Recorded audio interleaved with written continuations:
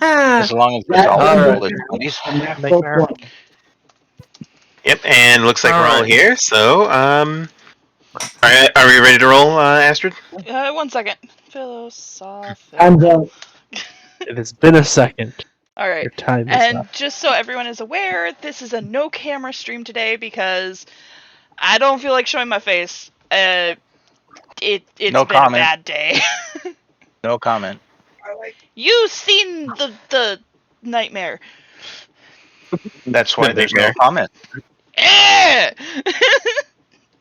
Anyway, we are live. Okay. Itself a comment. Also, welcome Lila, and it's no problem that you're going to be lurking. Have a great day. Yeah, have a good one. We'll Hello, see you later. Working. So, let us begin. So, welcome once again, everyone, to Pathfinder on the Heels of Giants.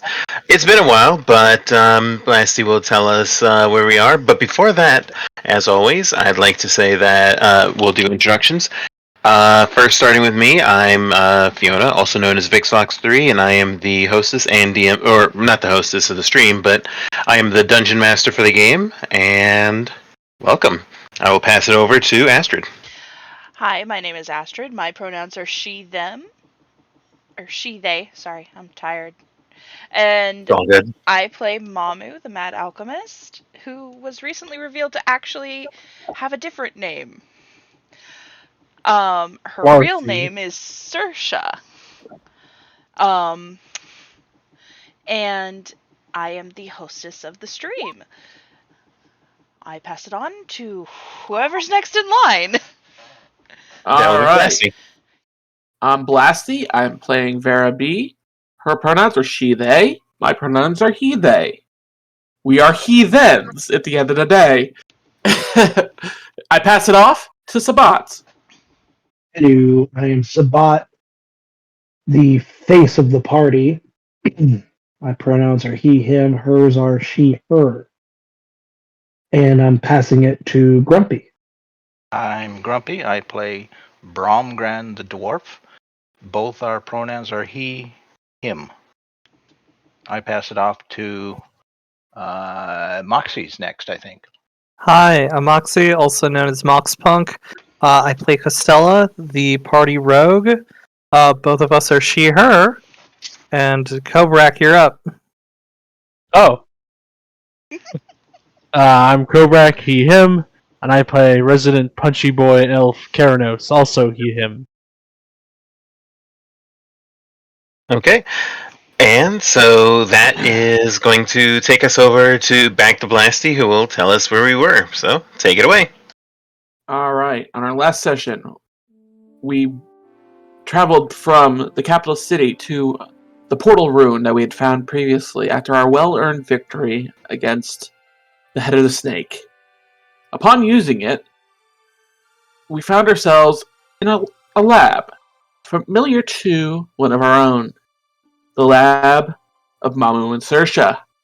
Within, we found ourselves the false Mamu, a Rakshasa using the alchemist Mamu's title to cause pain and misery for Jawar.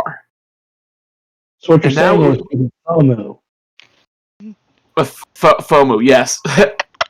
And now we find ourselves engaged in combat with him and his troll. And an alchemical We're engaged? construct. An alchemical construct that is coming down the stairs. The Dun, dun, troll, we tried to banish him, but this man got stats. He is stacked with stats. We are currently we have 3 party members invisible, 3 visible, and a dog. Huzzah. So good at the boys. And All right. Mamu The started good- the combat. Yes. Now, we also do, if you can see the map, the black area above the red circle is where we believe the body of Saoirse is. We know that on the left-hand side there, up the stairs, is the construct which we know is weak to water. It's acidic at times. It's clay. It's a pain in the ass if we let it get to us. Yep. But for now, it's going to take its first turn. And what it's going to do is, since it only sees 2 of you currently... Actually, in the order of combat, goes pretty far down there. Yeah. Yeah, but Sevati has the number 1 because he got a 33. Oh yeah, Sabbat. Oh right, you said it. I thought you were referring to the Construct. golem. No, Construct. Okay. No, I know what I'm doing. But anyway, so Sevati only sees 2 of you. So first it raises up a paw rather, and it directs the paw towards Mamo and says, "You there, tell me what's on your mind. Give me your thoughts." And it will cast Mind Reading. You have to make a saving throw. Will save versus DC 31. Oh, crap. Okay, on a failure... So on a failure, what's your intelligence modifier? 4? Okay, so it knows that it knows whether or not you have a higher modifier than it, and it also detects your surface thoughts.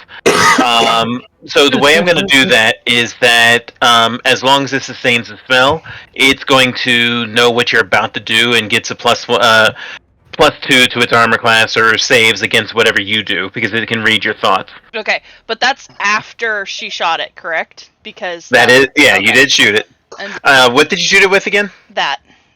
Oh crap! It's not gonna roll. What the heck? Give me your thoughts. We'll never hand over Sabbat. Wait, what do you mean? Okay, it's extenuating bullet, but I don't know why it wouldn't roll. So that's the description. Let me see. I was just thinking if it has persistent. For 1 minute. Yes. It gains weakness 3 to persistent bleed. So if you do bleed damage, then it takes extra damage from it. Yeah, I don't know why it didn't roll. Yeah. So I'm gonna mark. Hold on a second. I'm gonna mark that with a red dot so that we can see that. And so it has weakness 3 to persist for bleed for the next minute. And then it's going to attempt to move closer to you. Since Kyranos is currently invisible and behind, do you want to take an attack opportunity? Do you have attack opportunity? I do. Okay. But I don't want to make 1 right now. I want to wait. I'll wait. I'll wait right now. I want to ambush him at full capacity. Okay, so it's going to end its turn right there. There we go. And Let him. Alright, and so now the troll is going to look down at the little rat dog, and it's going to make its first attack to reach down and slam its claw, reach down and attempt to bite it. Does a 38, I think a 38 hits. Yeah, it's got an AC of 17. So that's a critical, takes 62 damage and dies. Yep. The dog's... The summon okay, and gotta make sure. Let's see. Since he bit into it, you gotta do a saving throw against Goblin Pox. Okay, so that's a Fortitude save. I'm gonna rule that it has a -4 since it bit into it. Yep. I think it's fine. All right, so that thing's dead. So I'm just gonna go ahead and remove it. Yep. So, or you. And then it's moving at half speed because it was trained to not knock over anything. So it's moving over here, and that's the end of its turn. Sabbat, you're up. It does not seem to know where you are. I am going to use all 3 of my actions. 75 feet puts me right there. Okay. Probably a good call. Okay, All right. So yeah, that's up onto the upper level where we can't see at the moment. Yep. Yeah, I can't It's on the here either. You'll be able to see once you get up those stairs. Oh, I know. All right. Vera, you're up. All right, Vera, having heard the monster creaking down the stairs, is going to unleash her Monsoon Curtain. And drop that directly. Let me. Let's see. So that's a 30. That's a 30 by 30 by 5 thick. So that's how much are these squares again? 5. Right now. 5. So that's 5, 10, 15, 20, 25, 30. You can use the square function. Just make it blue. Yeah. Or actually, what color would work for you? For you two. Blue works fine. It's Okay, the just red checking. greens that throw Grumpy and I off. Okay, so I will change the color around Moxie real quick. So, I can see the circle around Moxie. Yeah, we can see it. Okay. It just how colorblindness works for Grumpy and I is we don't perceive the color the way the rest of you do. 20, Oh, okay, I understand. 1, Thank you. 2, 3, 4. And if you were to probably plop an orange one right next to it, one of us would not be able to see it. Okay. So I'll be careful about that, but thank you for the clarification. Yeah. Uh, And that Here, particular shade would of blue I can you see. like me to help you with that? Where do you want it to go? From where the rocks, right behind the Rakshasa, up.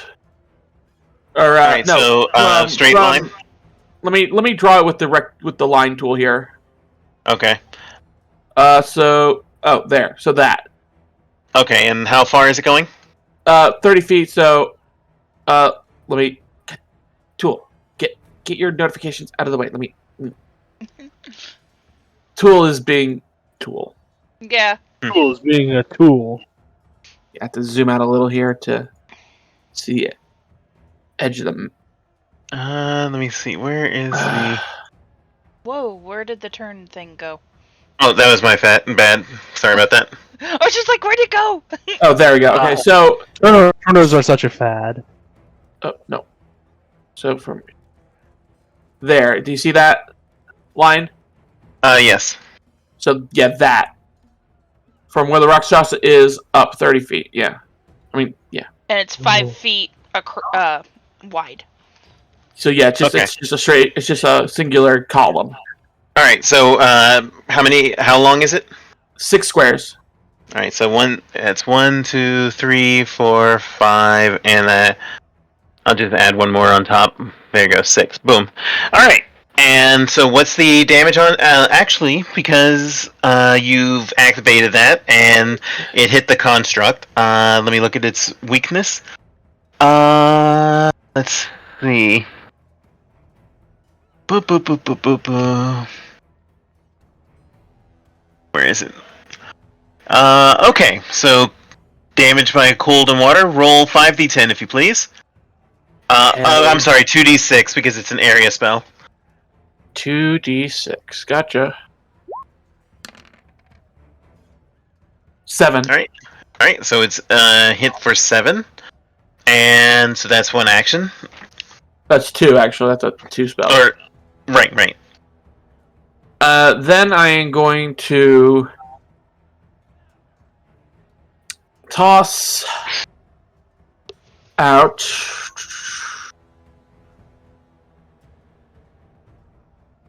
a low end snowball. No wait, no, that's a 2 action.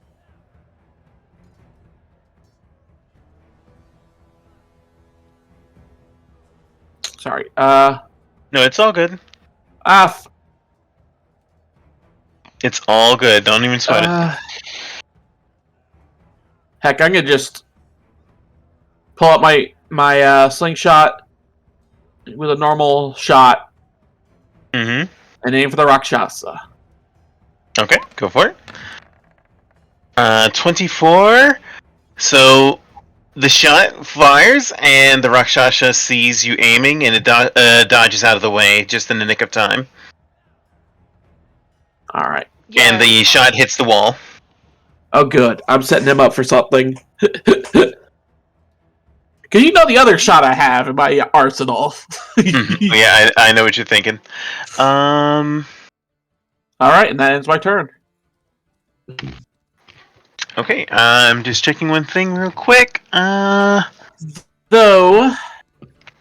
I'm Yeah, what's up? tempted to. Is there anything on the table right next to me? Just Yeah, there are potion bottles and beakers, and you can just grab a bottle and then take it. And I have a rollable table to see what you pick up. Because every single table has beakers and stuff on them. okay. So I will, but I'm out of action, so I can't really do that right now. Correct. All right.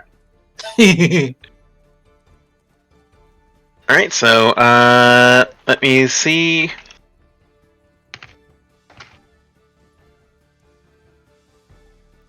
Okay. It's the golem's turn. He takes damage for starting off in there, right? Yep, so roll another 2d6. 7. Alright, so it takes another 7 damage. And, let me see.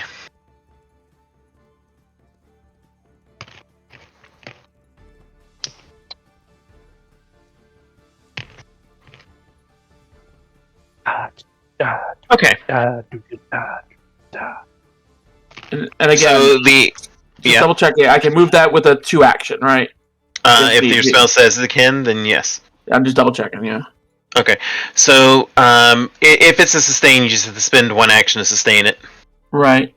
Alright, so it's going to activate, and then I need to check the clay construct to see how far it can move. What is its speed? It should also be slightly hindered. Because of the water. Does the water slow? Creatures with a weakness to water across the wall take damage equal to their weakness. Wall opposes a -2 status penalty to perception checks. Oh. Okay, so it doesn't really slow. Okay. It's actually slowed by, since you fought it before, you know that it's slowed by earth spells, or earth effects, but water just deals insta damage. In either case, it is slowed on the first turn, so it moves down, and then it moves here, and that's its turn. Hyranos, you're up. in danger. Hyranos is gonna sneak behind this Rakshasalo and punch his lights out because he has silvered fists. Okay, and you do get a +4 because you're flanking and it didn't see you. Alright. And Mama was thinking of all sorts of like high advanced alchemical formulas just at the top of her thoughts. And well, keep in mind for the... Go ahead. Anytime I hit him, he needs to make a will save and a fortitude save. Okay. So there's that one. First one. Alright, so +4, that would be 27. So that will hit. Go ahead and do all your attacks so we can see how many times that you hit. And this is the flurry of blows. Alright, that will miss. And the last flurry of blows. Jeez. And that will hit. Alright, so you have 2 hits, and I have to make saving throws for each, correct? Yep. Alright, so... Don't forget DC... Right, give us a second, Blasty. Yeah. DC 25 will save, and class DC. What's the class DC? 27 fortitude. Okay, so first I'll make them both will saves. That's a critical fail.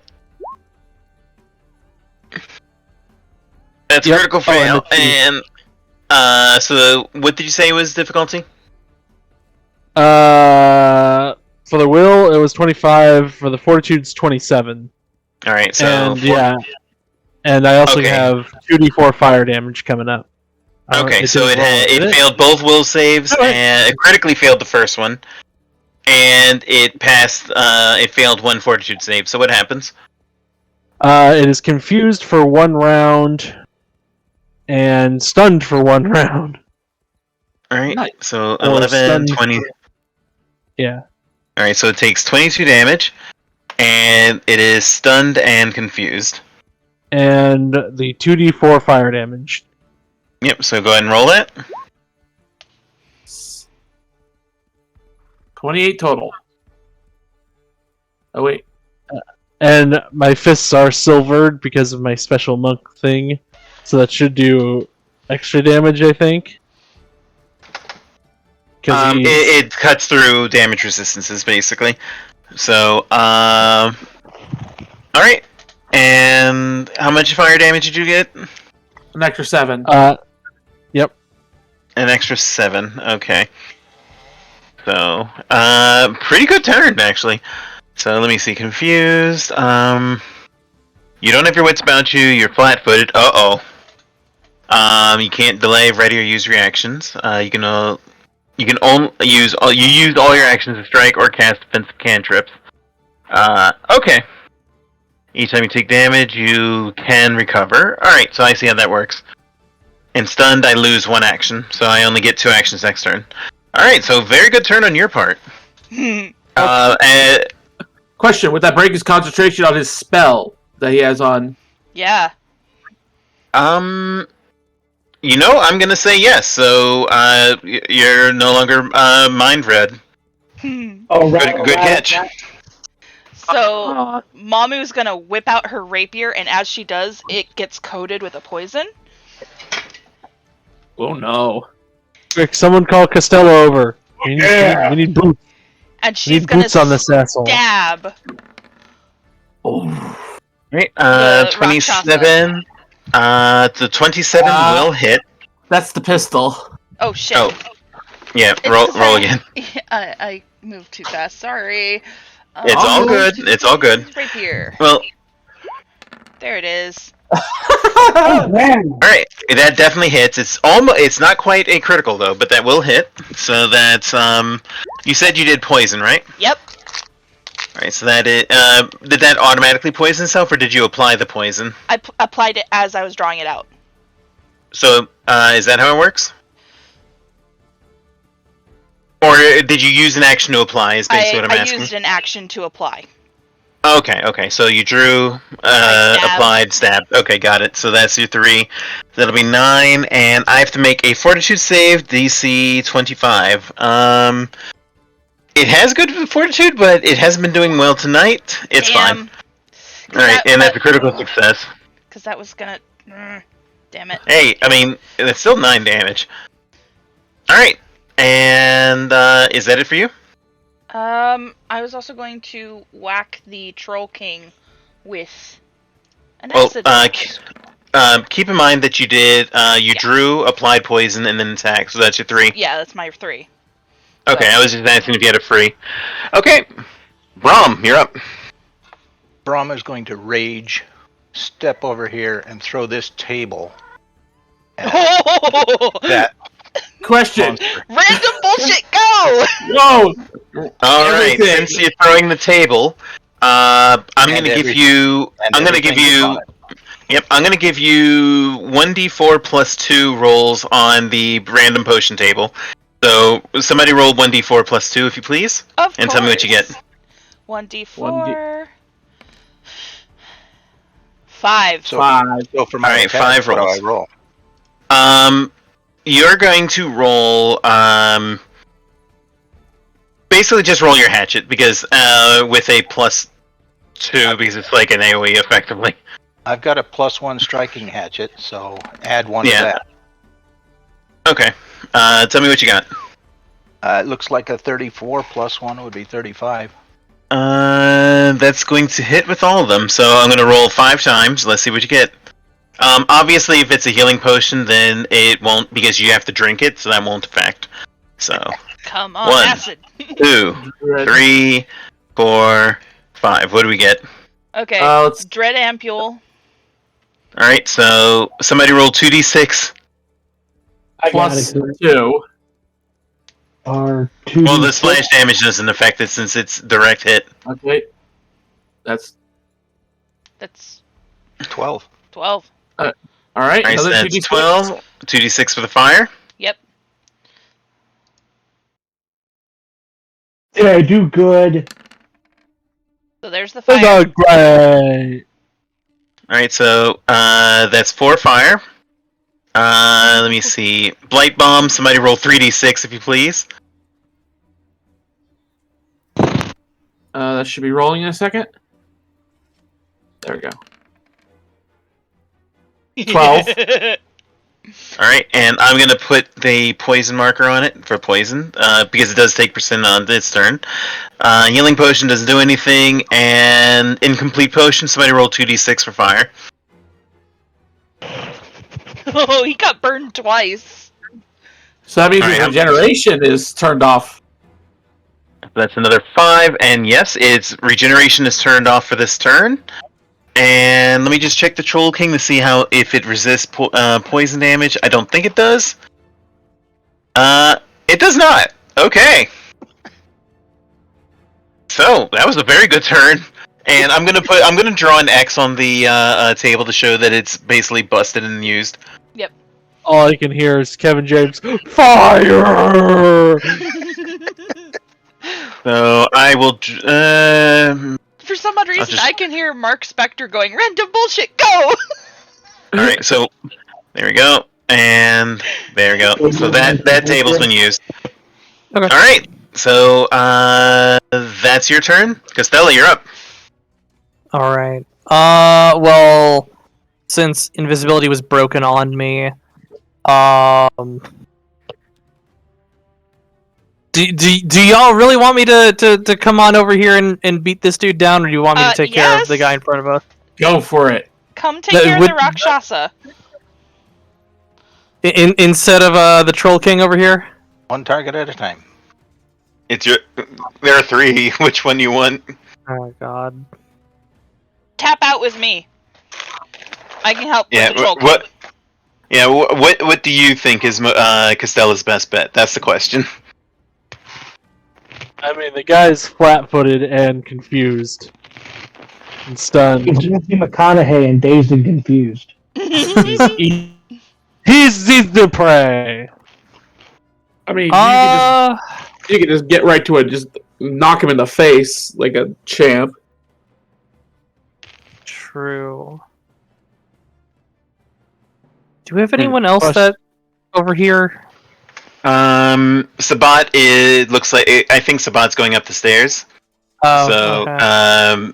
it's just you. And by the way, Sabbat, obviously, when you get up the stairs, since that's a high platform, you'll have high advantage from everything. I mean, that matters, but yeah, thank you. Well, I mean, it matters since you're a spellcaster. I think Costello's going to take care of this dude down here. All right. Mostly because It's if we big. keep them split up, and also it's big. So, so first off, let's do an intimidation on this fucking dude. Oh, that's right. I forgot. You. I do not get it for free because I You wanted to keep broken it. stealth. Okay, Yeah. that's right. So, make that roll, and since it is on fire, I'm going to give you a +2. Well, shit. Let me look at its will. Yep, that works. Yeah. So it is now free. 1. All right. Fire! Costella just like as the table's getting like flipped up beside her, she just cuts it in half with her sword and just steps through the busted table parts and let's do a fucking hit on this guy. Yep. I'm gonna count that it is flat-footed since it's kind of focused on being on fire and not the human. Well, I mean it'd be flat-footed anyway because of my intimidation. Oh, true. Because yeah. I just get to treat anyone that's intimidated as being flat-footed. Well, dang. Let's see how you do. Because what is it?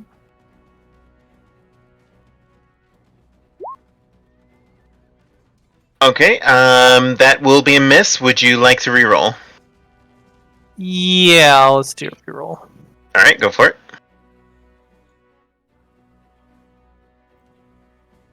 Give me a Don't second.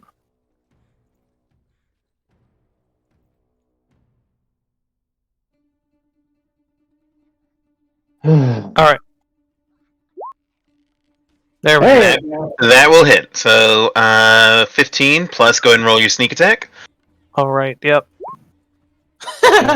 Nice. Damn. So that's going to be 25 damage as you stab into the Troll King. Hell yeah. And that's it for you, right? For your actions? Yep. That is it for me. All right. Very good turn. Who was that? I didn't get there. Oh well. All right. So top of the turn. So the Rakshasa is confused still. It is confused, so it's not going to be able to use its biggest effects. But what it will attempt to do is first it will Die. It's going to turn around and bite at Kyranos with its fangs. Does 24 hit you? That is a miss. Okay, that's going to be a miss. So then, in its fury, it's then going to turn and attempt a bite on... Actually, no. It's going to swipe with its claw at Saoirse. Mamu. Saoirse. Oh. Oh, jeez. 38 damage. It critically hits you. And since it was... So it's no longer stunned. How does your confusion work? Does it end automatically, or do I have to make a saving throw? It just says confused for 1 round. Okay, so then it's no longer confused. So those effects are off for now. And it still maintains the weakness, persistent bleed, and that's going to be it. So the Troll King is angry, it's hurt, it's wounded, it's like slapping fire off of it. It's going to spend 1 action to attempt to douse itself with the flames. Basically, this is going to allow me to roll a d20 early. And it managed to succeed. There we go. So it's no longer on fire, which is good. It does still have the acid, though, so it's still going to take persistent acid, which sucks. But it's then going to turn towards... Oh! Actually, that's cool. Alright, so what it's going to do is that it's going to then reach out with its claw and attempt to swipe at Costella. Does 33 hit? Oh yeah, 33 do hit. Alright, so that's going to be 20.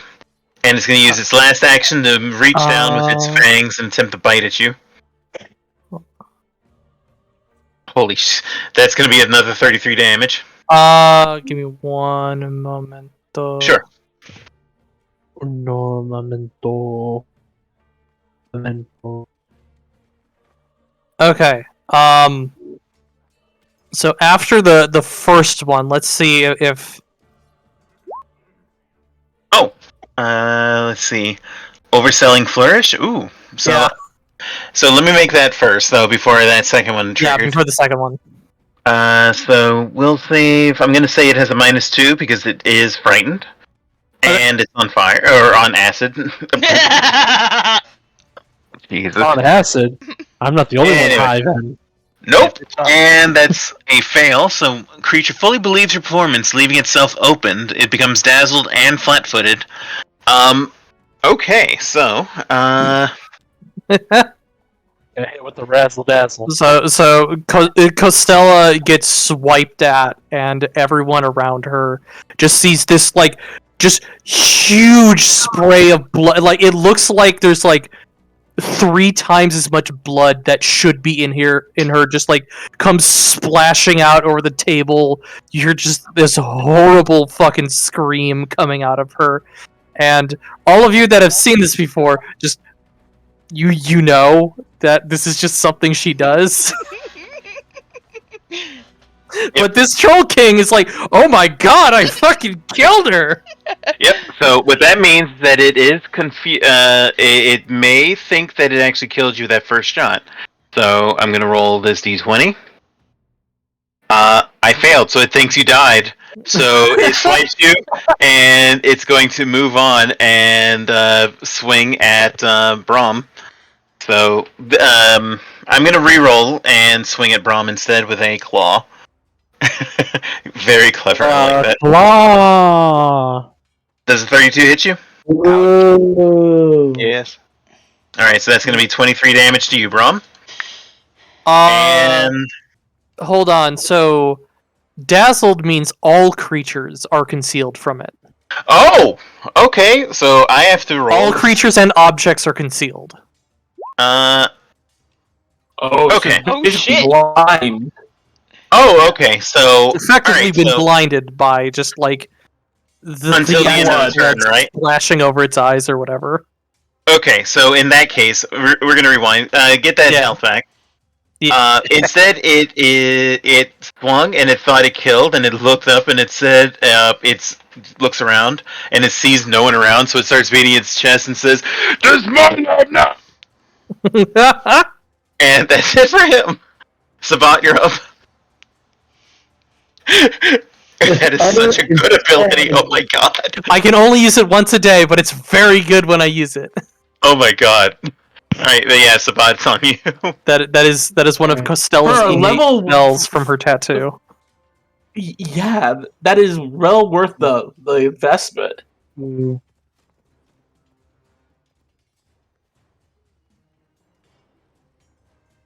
Oh no! Just the thing. Not until its next turn. Until her next turn. Okay, and I'm going to remove stuff so that, yeah, now since you have the high advantage you can see, and I'll just remove that as well. So when you get up to the top, you see a green platform upon which the body of an Asmar is laying strapped down to a table with like various tubes and needles hooked up to it, and vials of blood next to it that are slowly being drip fed into. On the table here, you see various like notes, letters, and a chest. And over here, you see various implements of science. Basically like forceps, knives, and things of the sort. And since you have the high ground, any spell or any attack you do from up here is going to be at +2. Ropes, knives, bombs. So let me go ahead and remove these as well. There we go.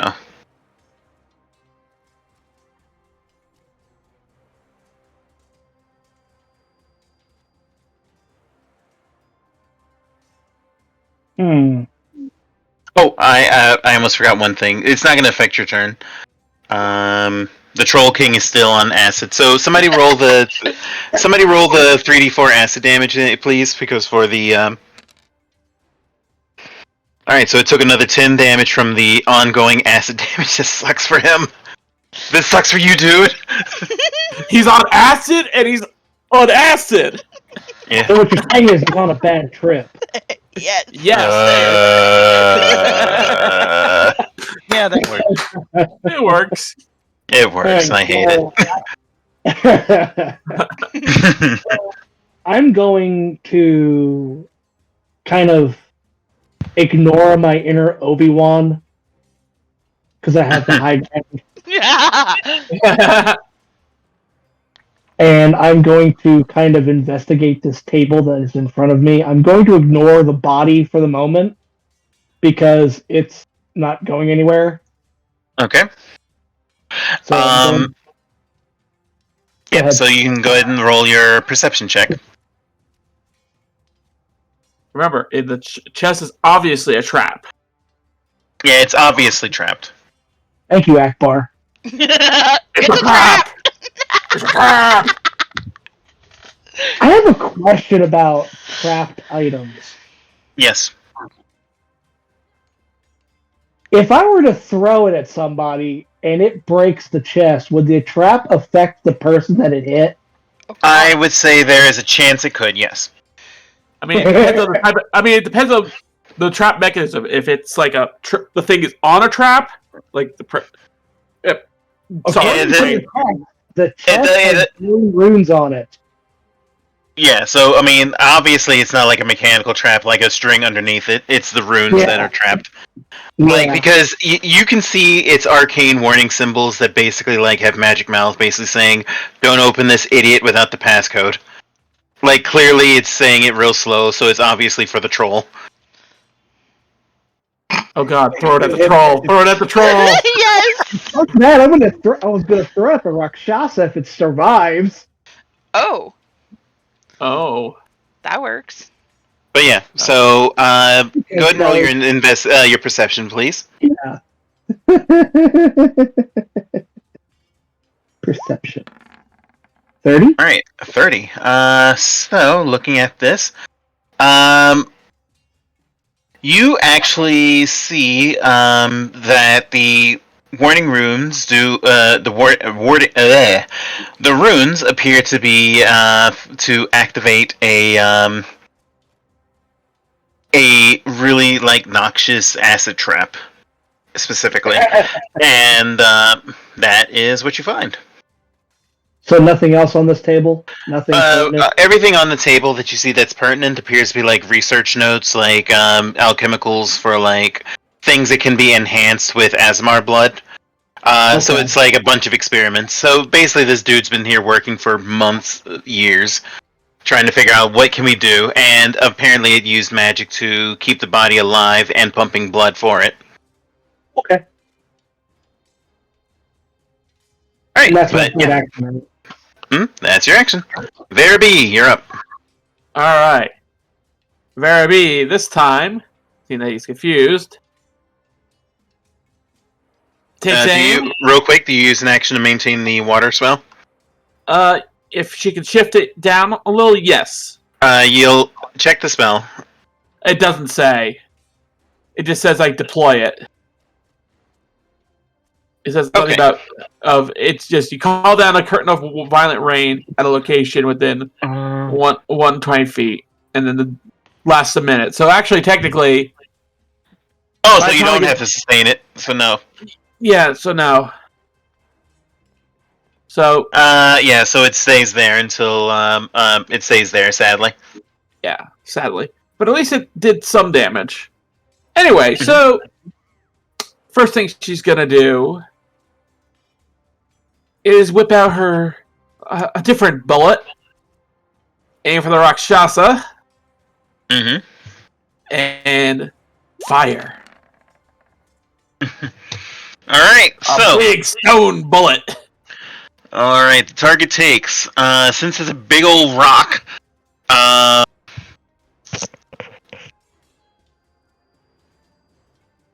takes 46 additional bludgeoning damage to 6 full hit, even on a failed attack roll, but not a critical. The target takes 2d6 bludgeoning.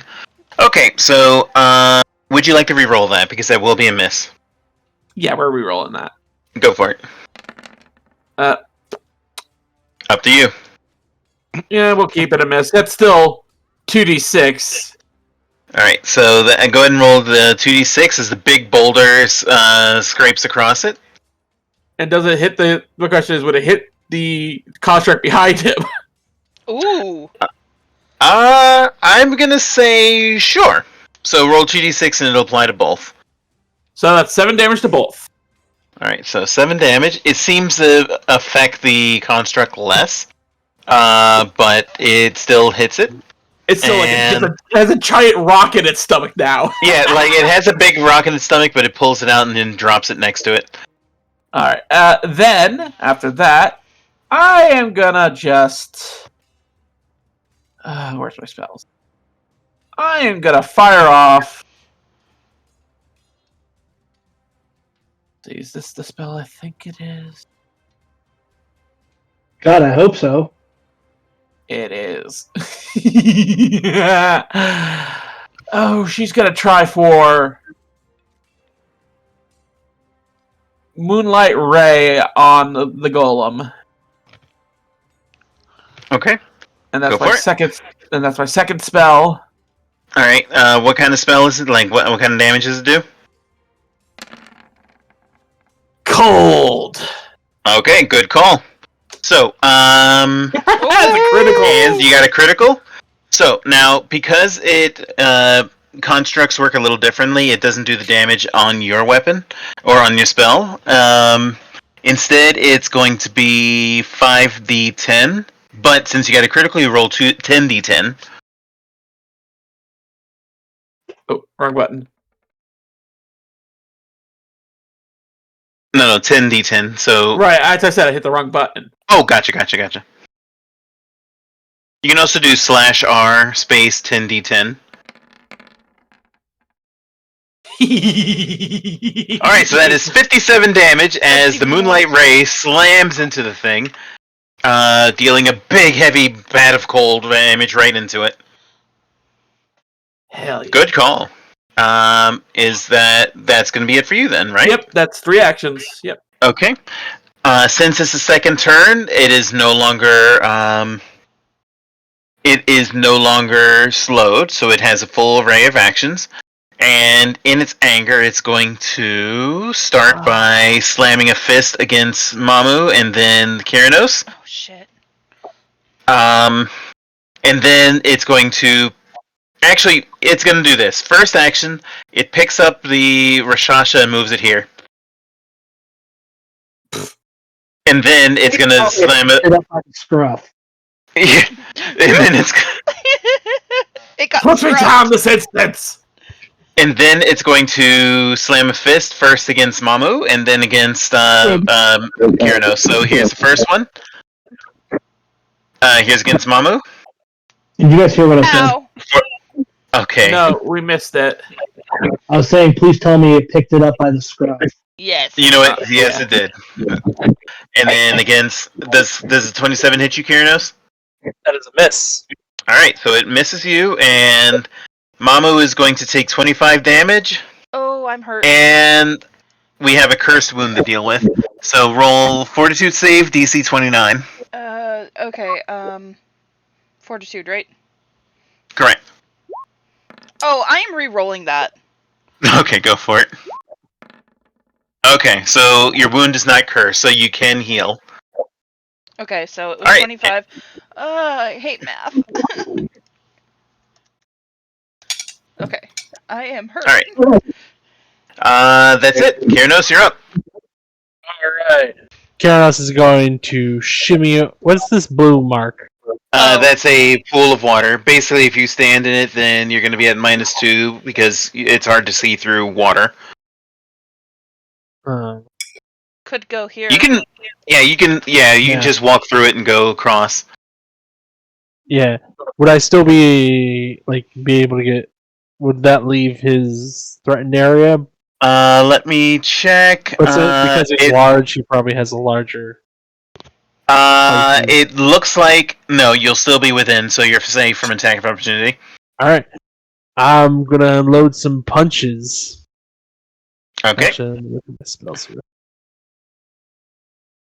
No. No, that's lightning. Never mind. Yep, so punches. And this is going to have will and fortitude saves again. That's going to hit. And then second hit for... Oh! Ooh, nice. And then third. Well, remember you moved, so that was... Yeah, so you... Oh, wait, no, you have furry blows, right? Furry blows, yeah. Okay, so no, you're good. Alright, so you have 2 hits and a miss. So add up the damage for me real quick, so I can just do that real quick. Alright, 26. No. That'd be 37 bludgeoning. And then for... 37, 37. And then for the fire damage... 2d4. That'd be... Well, would the fire damage also be criticalized? Yes, it would. So that would be 3d4. Mm-hmm. Another 7 fire damage. Okay, and it has to make its saving throws. Yep, 2 will, 2 force. And that's because you're in your stance, right? Yep. Well, no. One's because of my ashen hands, and the other is because of my stunning fist. Right. Okay. Do you have to spend key to activate Stunning Fist? Nope. It is completely free. Oh, nice. Alright. It's just if one of my flurry of blows hits. 25. Okay, so one will save failed. And it's fine for fortitude. All right. So what does the will save cause it? Confused for 1 round. Okay, confused for 1 round. Alright. So that's going to be it for you. So, Mamu, you're up. First thing I'm gonna do is shoot myself. And miss. It's not worth it.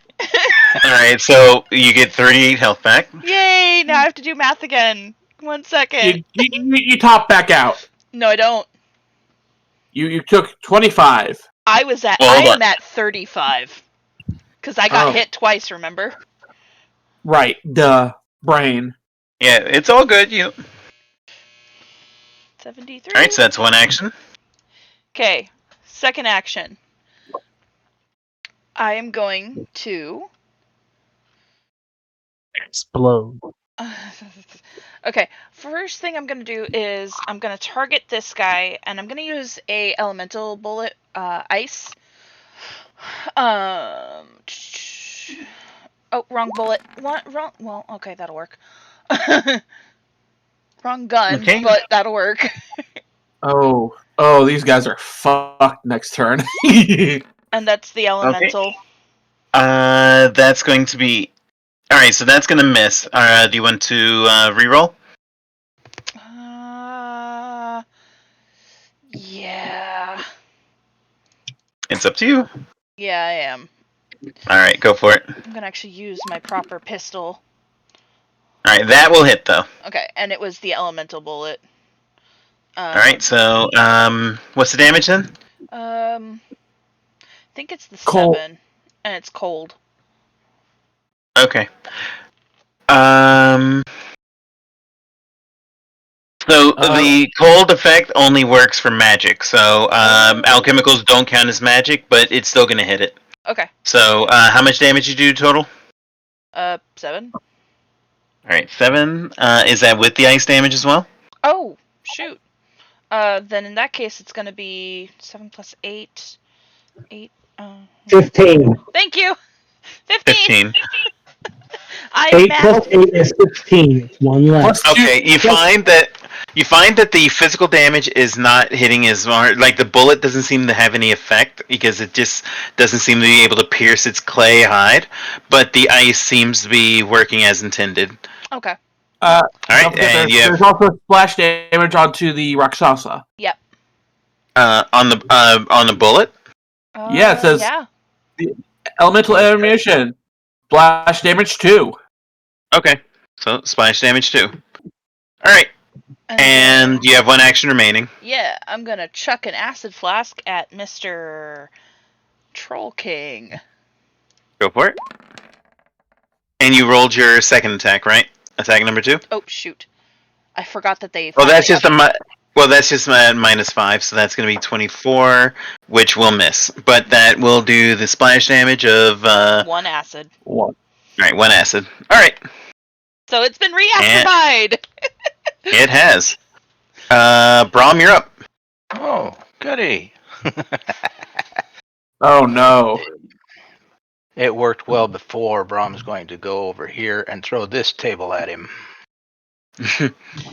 And All right, magically the papers go scatter away and get saved. Somebody roll 1d4 plus 2, if you please. Okay, 1d4. And that's a crit. So I'm not gonna crit all of those. So we're only gonna crit one of them. Okay, because I'm not doing that. It's a d4 plus 2, so it's 3. All right, so you get to pick which one gets critted. Okay. Second one. Well, I mean, let's see what they are first. Well, okay. Okay, so Ooh. Frost Vial and 2 incomplete potions. Your choice. Second one.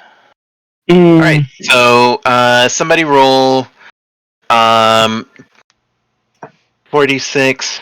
Somebody roll 66 for the fire damage. 66. Yep.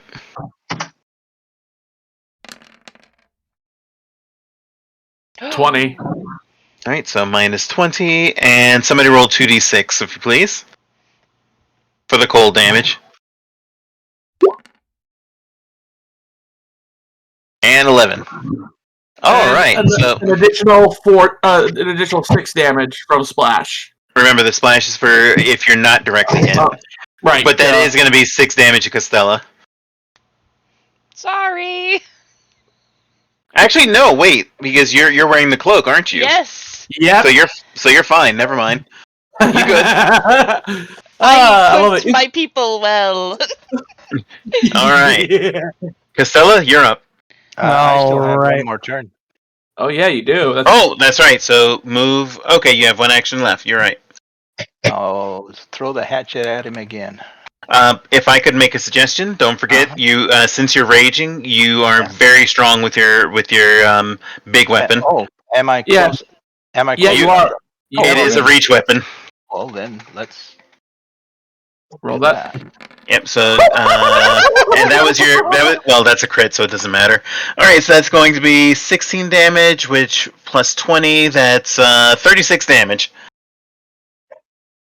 And I did not mean to do that. It magically gained so the that is- lightsaber. So that's 36 damage as you just slam into this thing with your big ogre hook. And He's definitely confused because he just suddenly sees the table fly at him and then suddenly hook. yeah, and let me just draw on this table so we know it's been used. And we'll just say that the papers went magically flying to safety. Yeah, boom. All right, and that's it. So Costello, now it's your turn. Alrighty.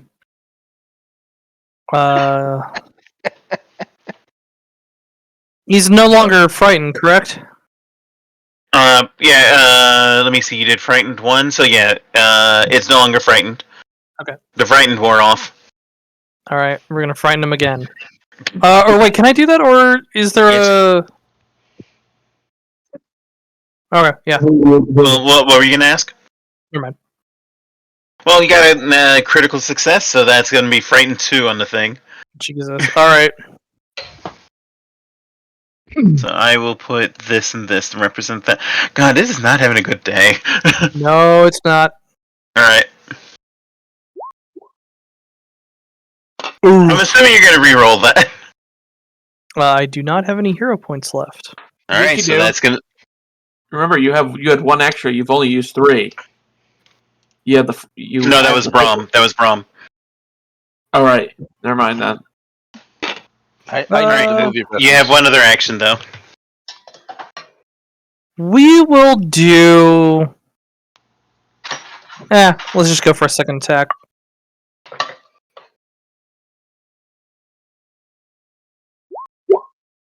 There we go. That is going to hit though, and go ahead and roll that critical sneak attack. That's another 15 damage, and the Troll King is looking beaten, and it seems to be bloodied. And top of the round, Sevati. So the Rakshasa is let's see, it is confused. Why is everything going horribly wrong? Don't worry, when we take out this dude, I'm coming over to help you guys. What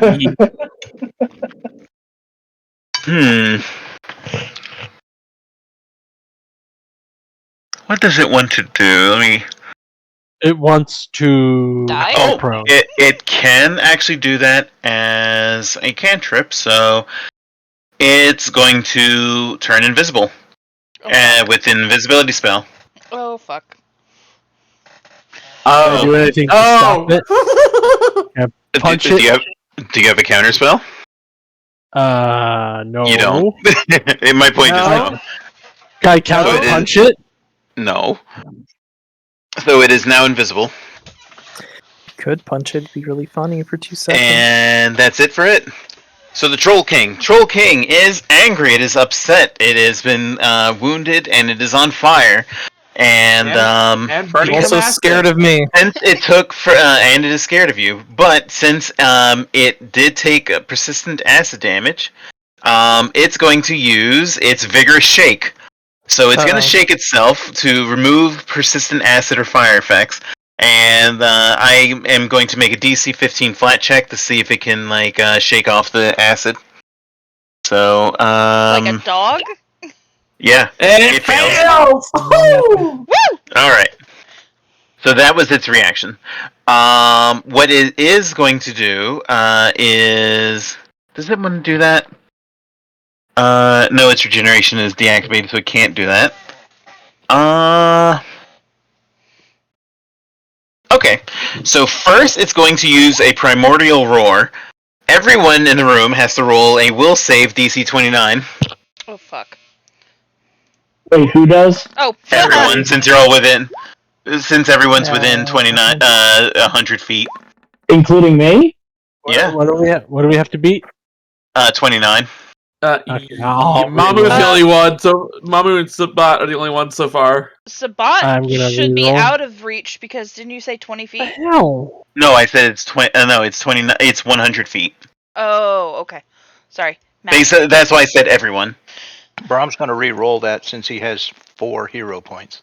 Yeah, I'm re-rolling mine as well, so I have 1 hero point left. Alright, so it's the same. I rolled exactly the same.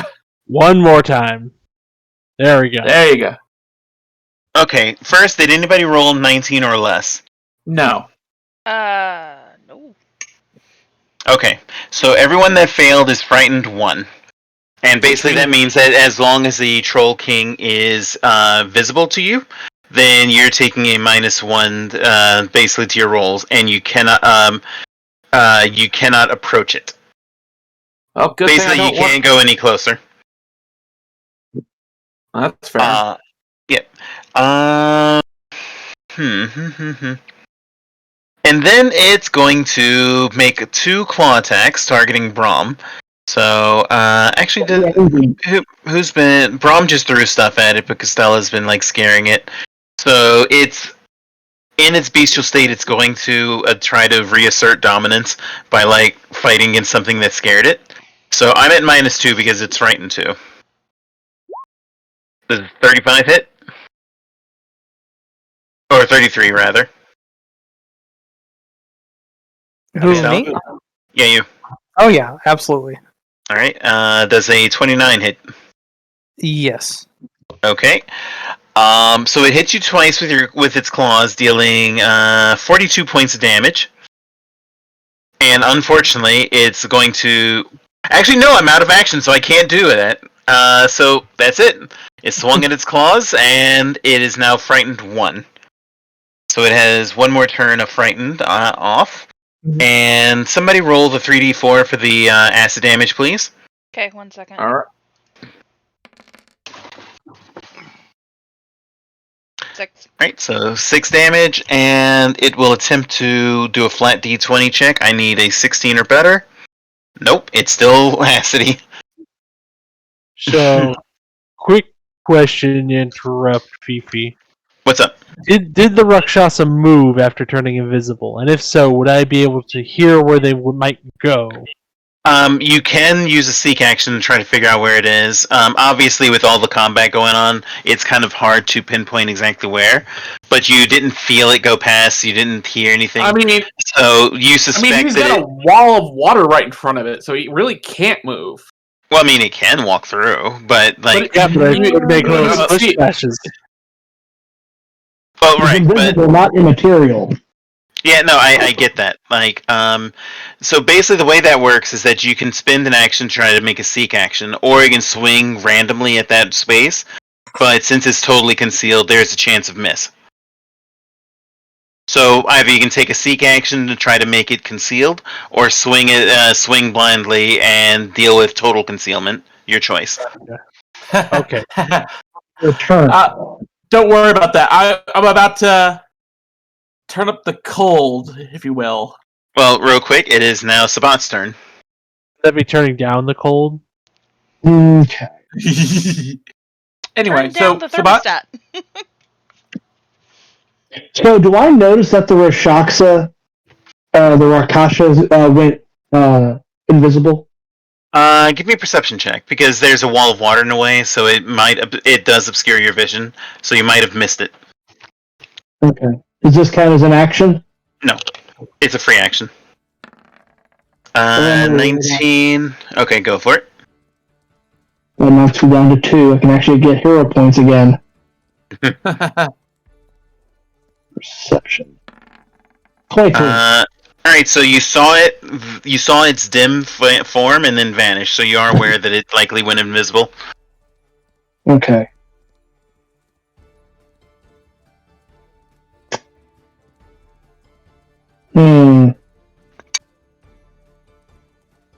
What is the range on this, or is it just a gigantic fuck off? Oh, it's a gigantic fuck off.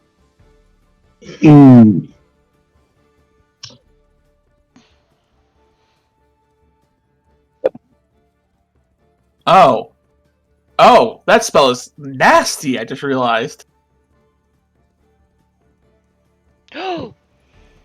Yeah, that's a gigantic fuck off. Never mind. Holy crap, what the... Oh! That was turn into a gigantic hellscape. Yeah, no, you probably... That's gonna be like a last resort. Wait, I know. I last saw it. Now, I'm assuming it had the chance to move. Right? I'm sorry? The Rakshasa. I'm assuming it had the chance. The Acacia had a chance to move, right? That's a safe assumption. Okay.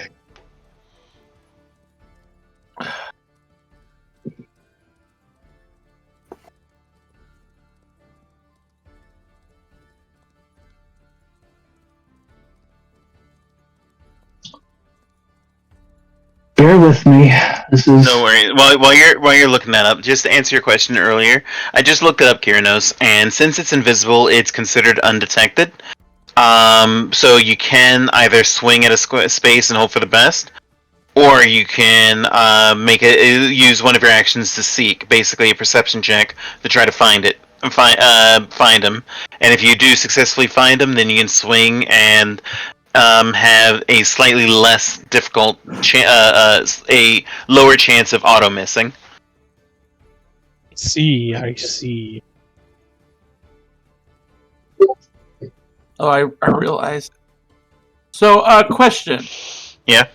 A 60-foot cone. How would I measure that? Oh, wait, never mind. I found it. Alright, cool. I found the cone option, so... yeah, no.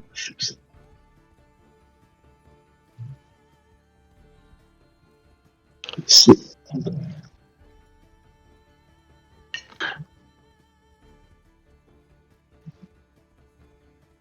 Okay. It is.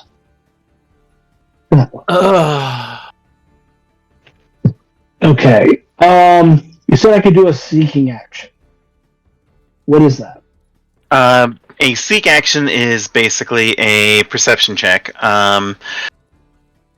Let's see. It is I make a secret perception check for you and compare the results to the stealth DC. Obviously, since it's behind the water wall, you're at -2. So if you want to spend an action, I can attempt that for you.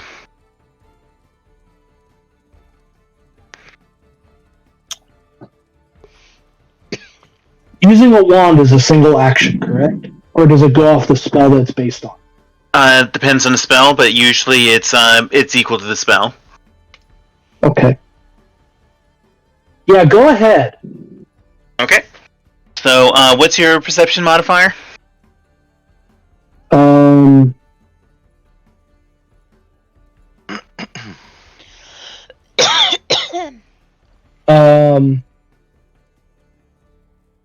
My modifier? What's the number next to it? MOD? Yeah. Right? 2.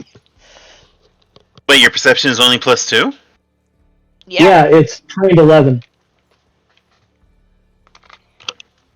Let me look at your sheet, because that doesn't sound right.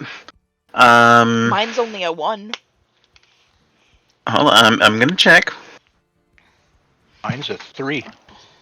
Let's see. Yeah, remember you. Well, also you have the proficiency, so it's the big number, so +13. Oh, okay. All right. So, yeah, I knew that wasn't right. You said modifier. Yes, you Well, did. I meant the whole modifier, not just that bit. But that's my bad. Anyway, we know. So, I will roll. So that, and let me just compare.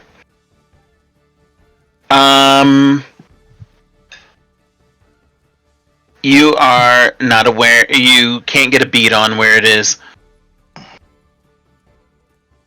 The water wall seems to be getting in the way, so if it's behind, you're not certain where.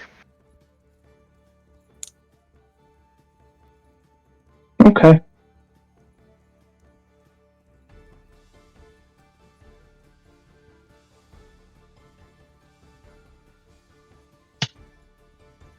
Okay. So here's what I'm going to do. All right. I'm going to target where it was. All right. Yeah. Fireball. Okay. So everybody in that space has to make a what's the DC? Reflex DC 25.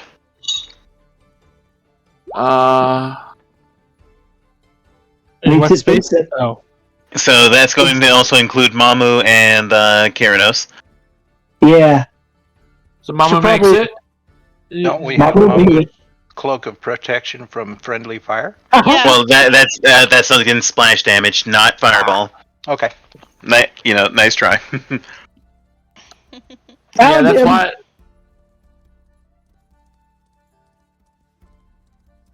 Well, you need to save, so. Yeah. It doesn't matter. He still takes half damage. Don't I have like evasion or something? I don't. Never mind. 8. You're not in there. Yes, he is. Keranos is.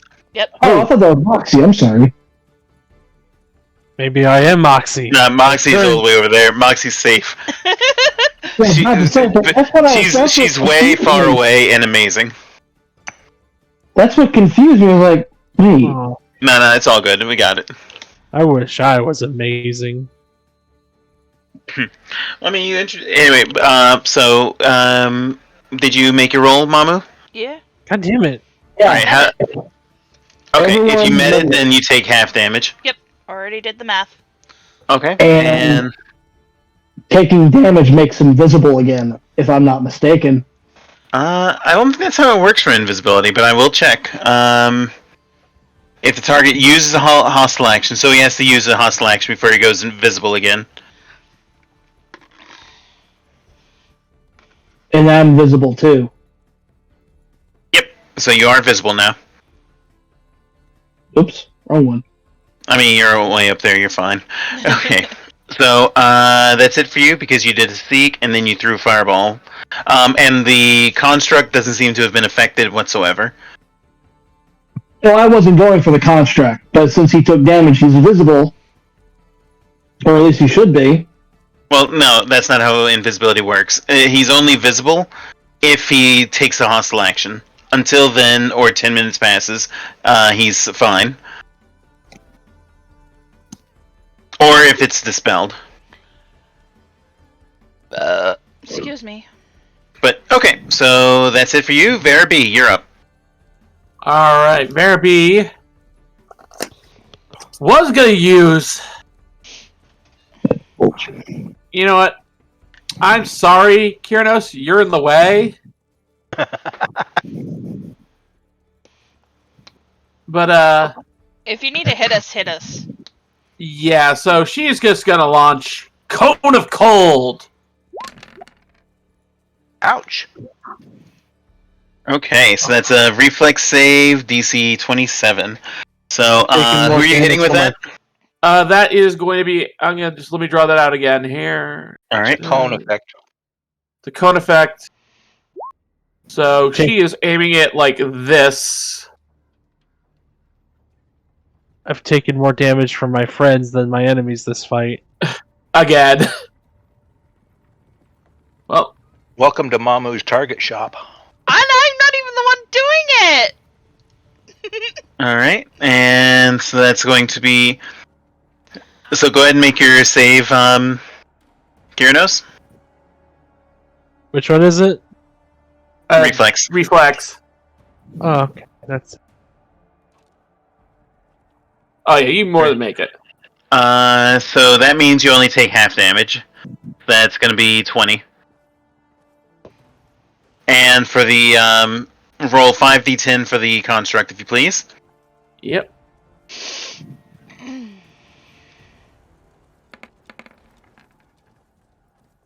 $21. Alright, so that takes... Oh, I actually have to roll a save real quick. So let me roll that for the construct. Oh wait, no, I already did for Rakshasha. Alright, so that's how that works. Okay, so it took 21 damage, and you have one action remaining. I'm going to chuck a bolt of earth at it. Alright, go for it. 28?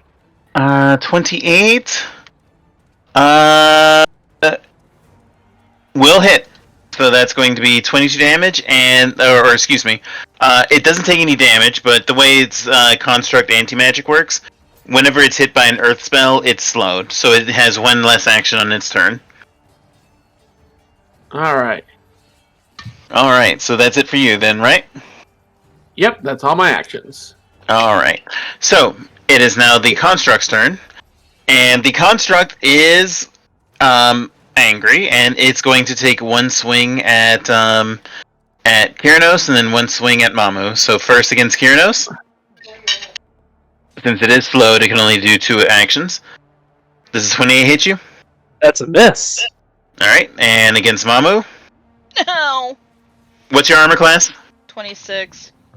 Alright, so that's a critical hit, so you take 32 damage, and make a fortitude save, if you please. 1 second. Okay, I'll do the fortitude save now. Okay. Are you going to keep that? I have no choice. Alright, so that means you cannot heal until the curse is off. Shit. So you need to get out of there fast. Yep. And you're going to take 32 damage. Yep. Thank you. I hate math. I hate it. I hate it. I hate it. Oh, you can't heal except via magic, excuse me. But but a magic user has to do counteract effect DC 29. So so my next turn I would need to just cast a healing spell on you. Yep.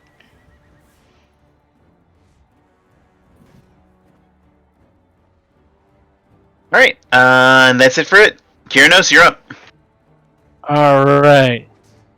So, in lieu of... Can I, combine my seeking action with this wall of water? Is it still up? Yeah, the wall of water is still up. Can I use, my natural elemental affinity to, send water all around me to try and, see where it splashes against? If it's splashing against the Rakshasa. Ooh. Flavoring the seek ability, I guess. You know, also just trying to use that as well to get any bonuses. Yeah, I like that, so I will allow it. I'm going to give you a +2 to your roll. Reminds me of Mamu using gunpowder to find Cold Mabel. Oh god, yes! So make a perception check. Perception. And then we lit her on fire. So a 33. Alright, 33. So you now this is only you. You're the only one that knows roughly where it is. and I'm gonna go. I'm gonna go ahead and make it visible, but it's still invisible. So I'll put a little ninja symbol on it. But there you go. Sorry. So you can make an attack on it, but since it is still hidden, you're going to have to make a flat d20 check. You need having the roll an 11 or higher. If you don't, then whatever you do will miss. Can I grapple him? You can, but it's the same penalties. Okay, so I just need to roll the d20 first? Well, yeah, you might as well, just to see, because if you... Yeah. Oh. Okay. So if you hit, then it will succeed. So you can make your roll. Alright. That's going to be grapple is crap. I need to look this up. I believe so, but I just want to check. Yeah. It is an athletics check against their fortitude DC, so go ahead. Great. 23. Would you like to re-roll that? I have no hero points left. Okay, so you reach out and grab for it, but you narrowly miss. You have one action remaining. Can I try again? You can. Or should I... Yeah, you know what? I'll try again. Fuck! Alright. So that's it for Kiranos. Okay. Mamu, you're up. Alright. I'm going to withdraw. Alright, so you withdraw, and then you take your second action to leave. You have one action remaining. Okay. I'm gonna chuck another... Real quick, you keep in mind you can move one more space. 1, 2, 3. You can move 2 more spaces.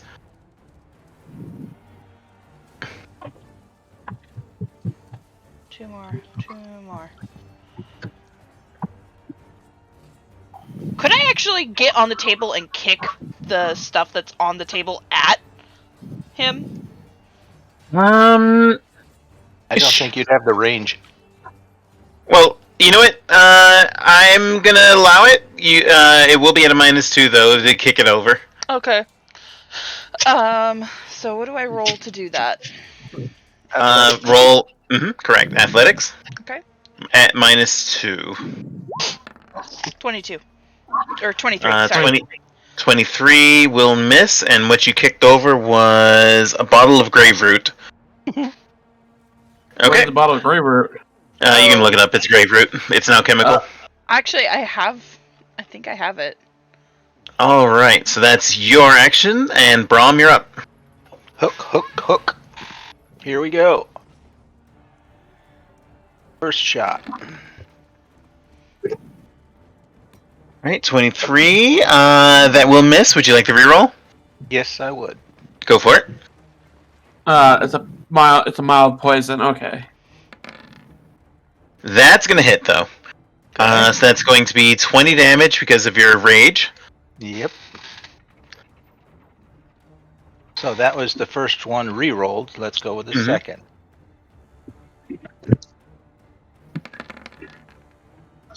That will miss. Do you want to reroll? I'll just go straight onto the third roll. Okay. And that will miss as well. Oh well. So you hit it twice. You hit it once, but then it saw the attack coming and it swung its claw in the way to block the blows, and it managed to match you blow for blow with a big ringing clang. And that's it for you, Costello. You're up. All right.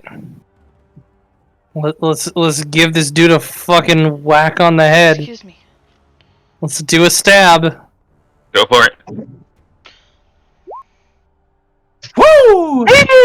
Oh boy! Alright. So we have that. Strike. Enfeeble. Oh my god. That's just a free action. And don't forget you have your sneak. Yeah, and that's gonna be 12. So that's 27, 39. Oh! Is it happening? What's your second attack action? Oh god, right! I get a second one. Yeah. Yep. Maybe a third. Let's go. Nope. Do you want to re-roll that? I can't. Yeah. Right. All right. Do you want your third attempt.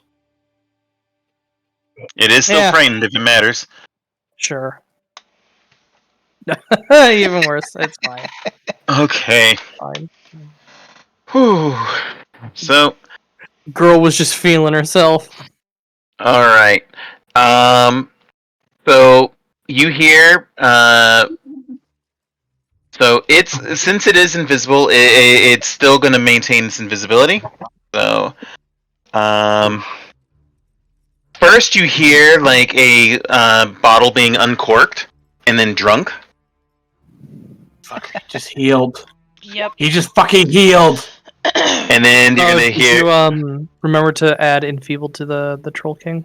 Oh yeah, let me do that in just a second. Yeah, no worries. No. All right, so that's going to be plus 18, and then plus 22, and then it's leaving. It's gonna go here. All right, that's it for the Rakshasa. And as far as the Troll King, it is enfeebled. Enfeebled is -1 strength, if I remember correctly. Correct. Oh boy. Ah, God, this Troll King is not having a good day. Alright. So, it did its primordial roar. People were afraid, but the fear is now shaken off. It is going to... Don't forget to take its damage. At the end of the turn. Right. Yeah, I know what I'm doing. I got it. So, it's going to... attempt to swipe at Costella. Okay. Actually, let me think about this. With its intelligence, it's going to go after the last one that hurt it really badly and gave it ouchies. So it's going to go against Brom. Yeah, it's going to go against Brom. So 2 attacks against Brom. 36. Yeah, that'll hit. All right, and 36. Yeah, that'll hit. Alright, and so that's going to be 24, 21, so 45 damage. And then it's going to use Rend. Since it hit with its claw twice, the monster automatically deals the strike's damage equal to the enemy. Wait, is it still afraid? Yeah. So, wait, never mind. Well, the fear, it was frightened 1, so the fear. Right. Would a 35 hit you? Yeah. Okay, so same difference. Anyway, so let me see. The monster hits the same enemy with 2 consecutive strikes in the same round. They automatically deal that strike's damage again to the enemy. So it's going to with its claw. So that's going to be 41, 65 damage. 65? Yeah, total. Oh. Because of Rend. And then it's going to turn to Costella and attempt to bite it with its jaws. I think a 23 misses, doesn't it? It does miss. Alright. And at the end of the turn, it's going to try to roll 3d4, if you please. Costella? Yeah, I'm going to let you Costella do it, since you did the... Yeah, go ahead, Costella. 3d4, you said? Yeah. Okay, so, as the acid burns away, the troll starts to scream as its body begins to melt into a pile of goo and bones on the ground. It is dead. Gross. Alright, so let me remove the Troll King. Sabbat, you're up. Assume that he's coming towards you. Oh. The Rakshasa. The Rakshasa? Oh no, I heard what 5 said. He left. No, I said it left its space. I didn't say it left the room. He was here, now he's somewhere. Just fucked off for a while. I mean, he wouldn't let the body go. He's that much of a bastard. Oh, okay. Well then. A bastardo. Boom. Counter invisibility. Nice. Yeah. Alright, so You have one action remaining then. Good call. Damn, that's actually a really good call. Is Karanos still invisible? No, Karanos is not invisible. Okay, You he's can, got the you can. That was for fear, so that shouldn't have been there. Okay. But yeah, yeah, the fear is shaken off, so everybody's fine now. I'm going to. What?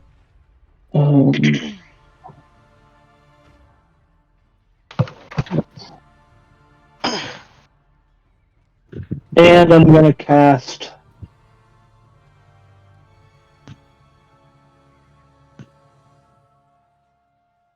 Shield on myself. Oh, good call, actually. Alright, so I think there's a shield symbol that I can add to your token, or you can do that for yourself. If it matters, you can remind me what it does. Okay. Oh, it does raise the shield action. Cool. Alright, so Vera, you're up. I'll use a casting icon. So to counter the curse wound, what do I need to do? Okay, so what you would need to do is you're a charisma caster, right? Or what kind of caster are you? I cast with wisdom. Okay, so then let me see.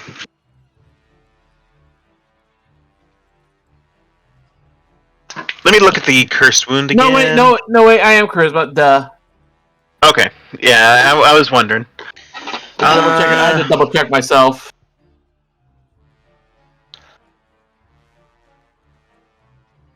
Alright, let me look at the rule for this real quick. Contract.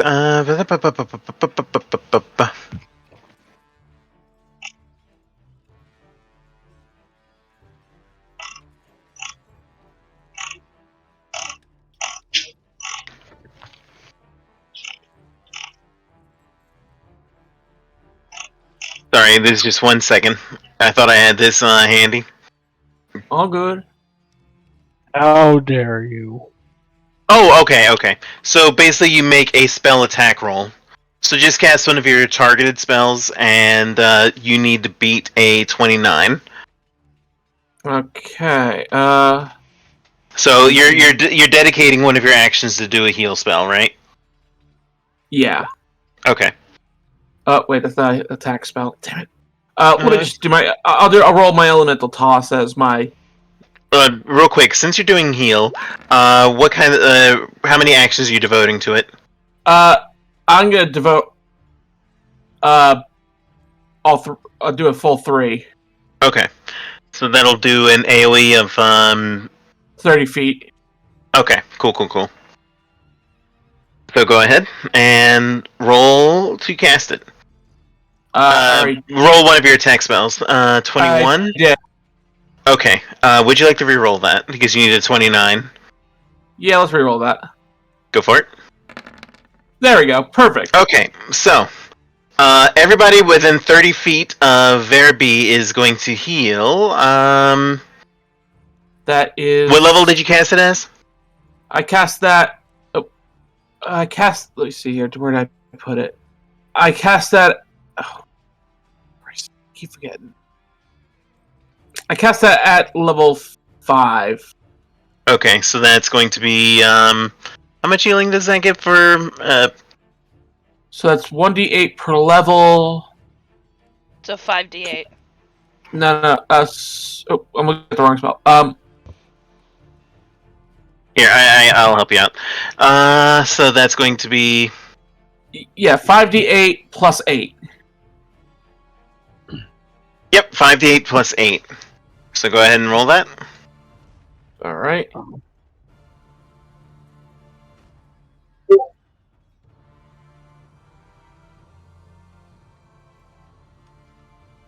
Did you roll?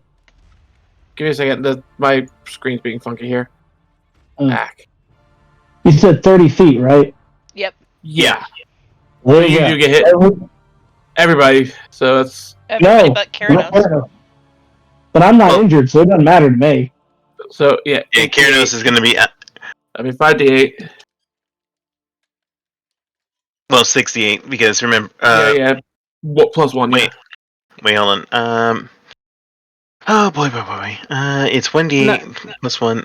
No, you're right. It's you're doing it at 5th level, so 5d8 plus 8. Actually, hold on. No. 5d8 plus 40. Oh yeah, because it's per level. Yeah, so 5d8 plus 40. So So this might be a full heal. 55 for everybody. Almost.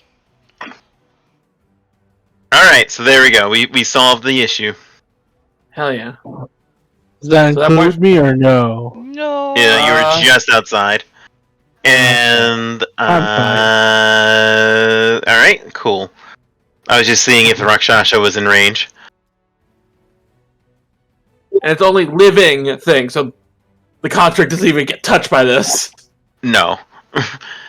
Alright, that's it for you. So now it's the construct's turn. Was my Go ahead. Was my curse removed? The curse is removed. So you can remove that marker from you. I have no clue how, because I didn't. Just if you click on the character and you see the symbol with the two circles. If you click that, just click the heart icon off. Oh. Yeah. Okay, where's the heart icon? So There it is. It is the I was gonna say. So the curse the construct is going to take a swing at Keranos. That's a miss. That is a miss. It's going to trump over here. Wait, is it technically still slowed for a turn? For my last... No. Well, it was slowed last turn. Remember, Right, okay. you have to reapply it. Right, I was double checking. No, it's all good. I got this. But so then it's going to move there, and it's going to take a swing at Vera B for its last hit. All Does right. 26 hit you? Where'd my sheet go? Why'd my sheet vanish? Trying to get get away. He's in the house. 26 will hit. All right, so that's going to be 27 damage, and you need to make a Fortitude save, DC 29. Okay, 42 save. I make it. You're good, so you don't take a curse. All right, Okay. Keranos, you're up. Right. Did the Rakshasa move? Yeah. You heard movement, but you don't know where. You will have to take a seek action. Did it... Well, I think I would be able to tell if it moved to this water.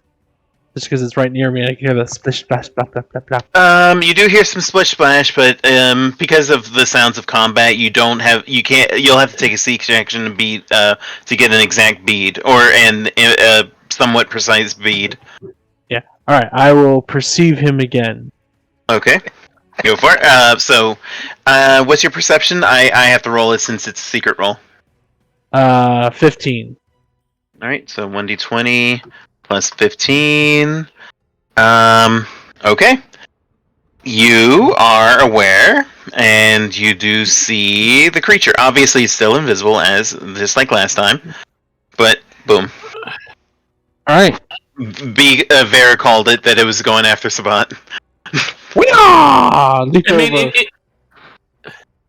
I'm gonna just punch him in the back of his head because that's the only action I got left. Okay, go for it. Don't forget your flat D20. First roll to see if you hit. Because, I can flurry of blows. So I That's can true. do 2 attacks. Yeah, okay. So I'm going to do that, and this will have the will and fortitude save. Alright, that will miss. Would you like to reroll that? I don't have any hero points. Okay, so the D21 doesn't, but go ahead and make your flurry of blows. Yep. That will hit. Roll a flat D20 to see if you hit. You need 11 or better. Oh no! Alright, so you swing, you're certain that you were going to hit, but it hit air. Alright. Mamu, you're up. Okay. I mean, also, should he also get attacks of opportunity because he's still leaving my threatened area. Well, not if you can't see it. Not if you can't see him. Well, the way the rules work, if you can't perceive him, then you can't attack for opportunity. Okay, so that one missed. All right, what were you going for? Okay, yeah, that's a miss. Yeah, and then That'll hit. okay, and then where is it? Number 3. That'll miss. And that'll miss. What's the damage on the 7. Alright, 7. Okay. So you do 7 you shoot it directly, but it doesn't seem well, what's the cold damage? That's the important part. 7. Oh, 7 cold? Okay.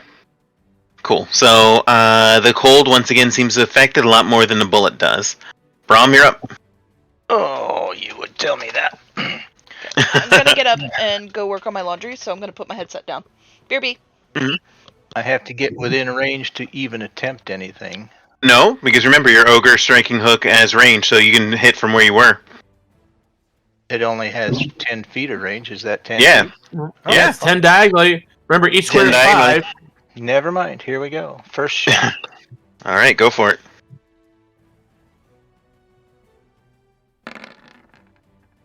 All right, that will miss. Would you like to reroll? Yes, I would. There we go. 34. What is its armor class? Because that might be a crit. It is not a critical, but that is going to do 22 damage. But it will resist some of that because of its tough makeup. Yeah, because it's clay. But it does still take a hit, and you see that it's starting to crumble. Second attack. Then here's the second. That will miss. That will miss. And there's the third. That will miss. Yep, that will miss. Alright. Casella, you're up. Alright.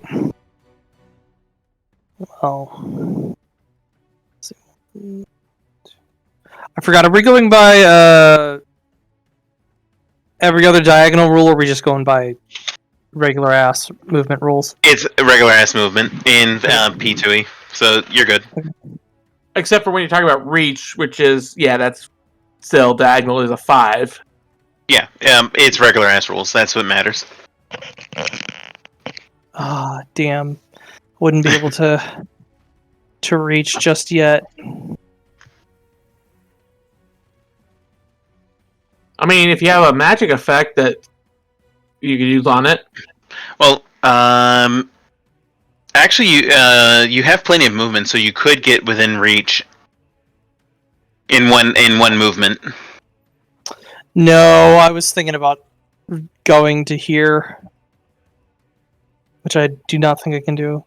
Where were you trying to go? Oh. I mean, you could try to climb up this. Yeah. Plus, there's a table right there to parkour off of. I'm just saying. Because I just don't think I'm going to be very effective against the construct that isn't going to be frightened by me. Fair. Alright, so if you want to try to jump up on the table and get up on the platform, that is an athletics check. Oh DC boy. 15. As long as I don't roll a nat 1. Alright, so you're fine. You jump up and you can climb up. That was and you're on me the rolling green a platform. 3, by the way. That's garbage. Get up there. Alright. Alright. So we'll make it a dash action. Okay. And let's go with that flank attack, baby. Go for it. Alright, that is going to hit. So that is going to be 10. Go ahead and roll your sneak attack because you are flanking. And debilitating strike. Is he still invisible? It is invisible, but because of Kirano's Oh, you're right. Roll a flat d20. Oh, okay. You got a best of 11. Can I help her? I'm like, he's right here. You do, but she just narrowly misses. Not even get a little bonus from me. No, not enough of a bonus. All right, but still, that's going to lead to his turn, and he says, "You may be right here, but now you are finished." And it's going to use one action to move behind, and then it's going to use. Where's the power? It's going to use a Shadow Blast, activating it as a line. So you and so both of you are going to need to make a. I'm going to choose slashing damage. So that's going to be a reflex save.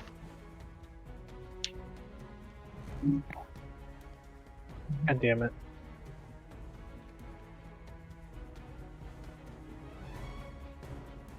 I think I also have something against that. Yep. Well, you succeeded, so you are only. I have reflex. I have what is it? Evasion. So. Yep. Crit success, which means I don't think I take any damage. Ha! Okay, so you take nothing as you just dodge around it. I mean, I assume that's what a critical success on that means. Yeah, for real. So that is going to be 33 damage to Kyranos and nothing to Castella, and it is now visible. Wait, how much damage does that do? 5d8. Okay. All right, and that's it for that. Sabbat, you're up. And now you can see him. Yep, it is now visible. And by now, my water wall has dissipated. Okay, so I will remove it.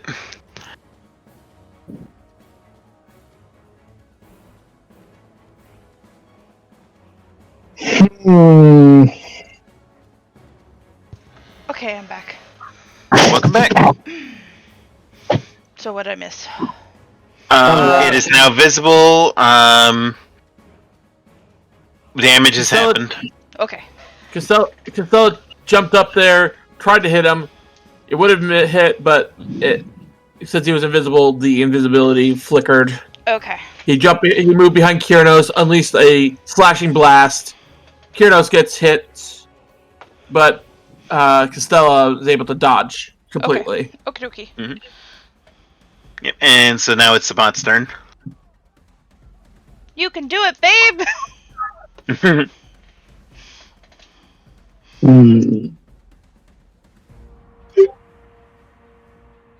I still feel like if we open the chest and stab whatever's in there, it's probably going to do something. But now, okay, so only breaks if you attack or cast a spell. Got it. The chest. Yes. Can I decipher the runes and deactivate the lock? You can attempt to with a Arcana or Occult check.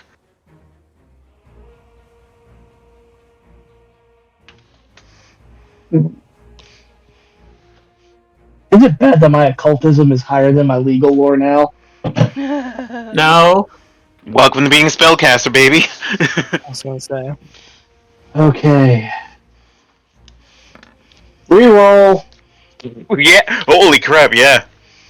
Wait, you have a plus 18? That's garbage.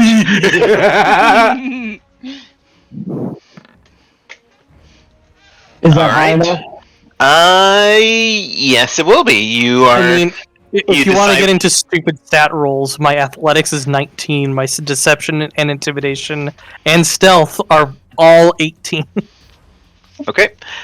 You are able to you decipher it, so you know how to to bypass the trap or shut it off permanently. Your choice. Bypass. Okay, so alright, so you open the chest, and I will you see a number of items inside. You see a pile of coins, a runic stone, actually 1, 2, 3 runic stones, a jade trinket, and a weird device, and what looks to be like a small train made of wood that glows with divine magic. Train. Ooh. Can I decipher what that is? It's not in the middle of combat. Like, you don't have enough time to really define it. You could use Read Aura, though, to help you with that, which you have as a cantrip, I believe. Yes, It's how we'll Okay. move around when we get to Shy Guy's toy box. Alright, so what do you focus on for your Read Aura? You choose one object at a time. I believe. Yeah, you focus on a target. Yeah. It'll be the, Wait. The train? Yeah. Okay. The train, it feels divinely to you, and I'll tell you what it is, but what's your last action? I'll tell you that afterwards.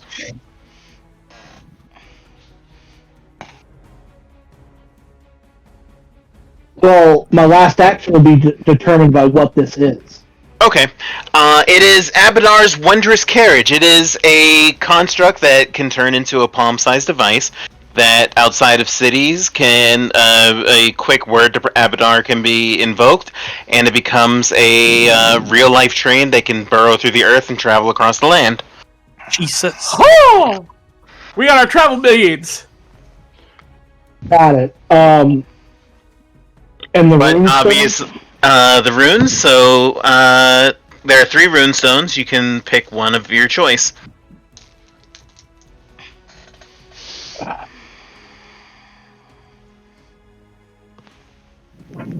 There's one runestone that has a picture that depicts a fist, with another runestone which depicts a lightning bolt, and another which depicts a weird, like, dwarven sludge, like dripping acid almost. Okay, I know what those are now. Okay, what'd you say there was? Coins, runes, the train, and what else? A jade little trinket. What's the jade And trinket? an alchemical item. What's the jade icon look like? The jade. It looks like a small, like, brooch that is colored. That is made of pure jade. Okay. Seems like a totem of some kind to summon like a creature. By the way, while you're deciding, Vera, you're up on deck. So I'm sorry. And an alchemical. It looks like a bong. The alchemical looks like a bong, or a bong or a hookah.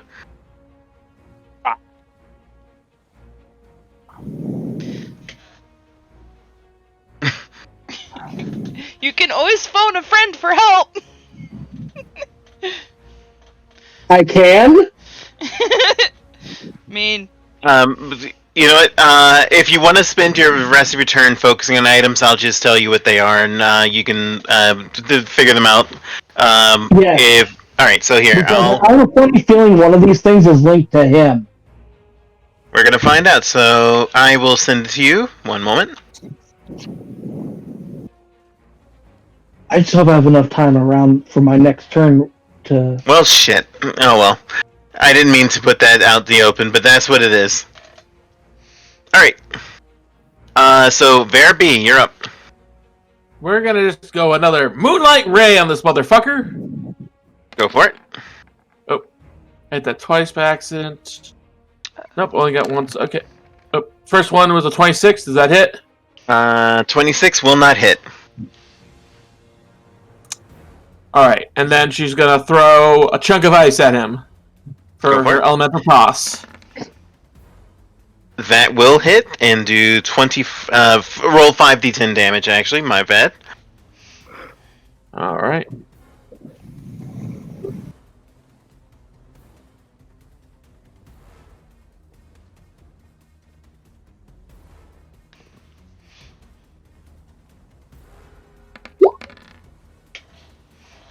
$27. 27 damage. Okay. And is that it for you for your actions? That's 3 actions, yep. Okay, so now on the Construct's turn. The Construct is beaten, blasted, wounded. It's starting to crack. The fissures are starting to form in its body, and it appears to be in the worst condition that is possible.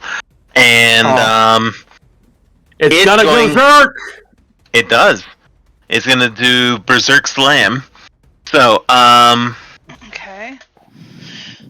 if the strike hits the Construct is going to do that. So, it's going to attempt a Berserk Slam, targeting who's within range. Mamu and... It's actually going to try this against each of you. Okay. So, it's going to do one against Vera. I'm just going to go... Actually, I will.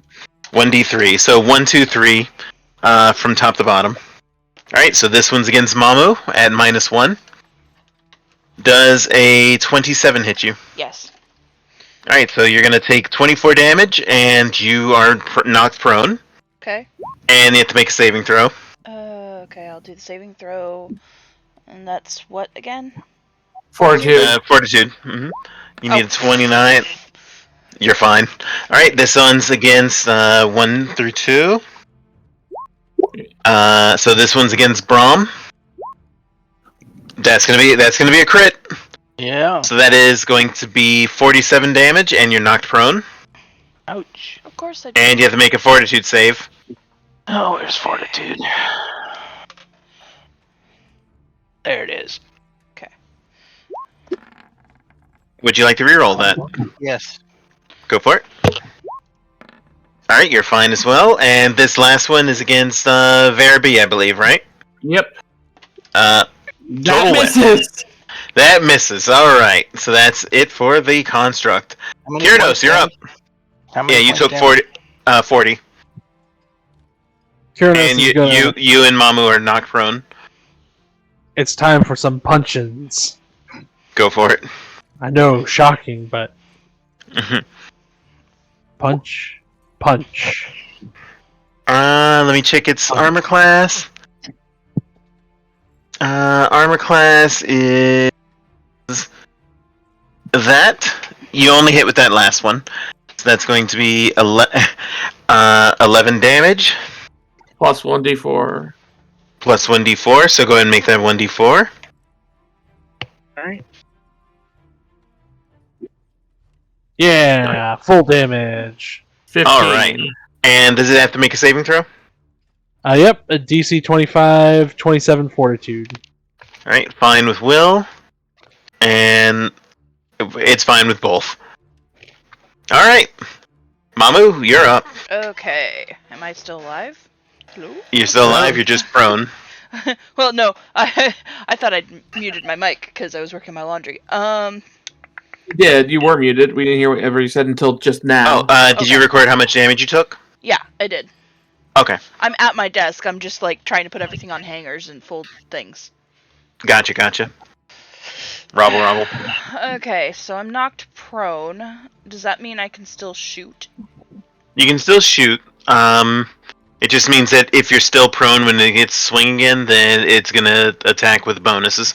Alright, so I'm gonna get to my feet then. Alright, that's one action. I'm gonna take a step back. Get out of its range. So do you wish to do that? No. Never mind. Alright, so, yeah.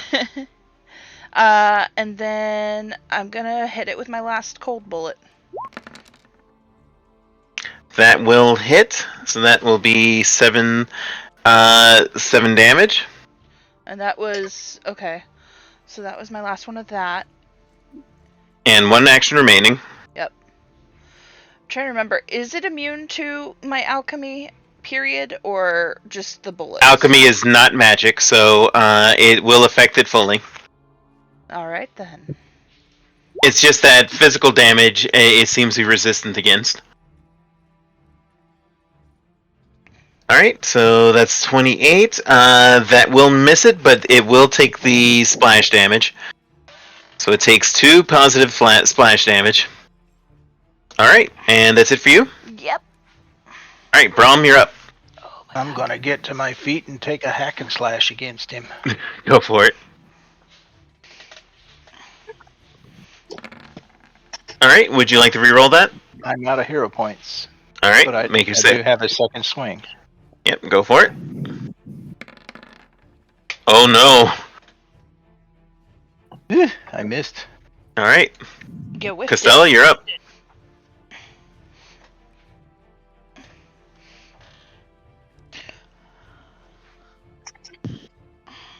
Sorry, I was drinking water. It's all good. All right. Orsty. So has this Catman been revealed yet? It is now visible. All right. It broke its invisibility because it was too angry at you guys. All right. How dare you swing at a superior being, it says. Quite easily. You're not superior. I believe that hits. Yes, that definitely hits. And it is, roll that, that's 22 damage. Let me just check something. Okay, 22 damage, and you are rolling again. Debilitating strike, excellent. And I will pick enfeebled 1 for that. Alright. And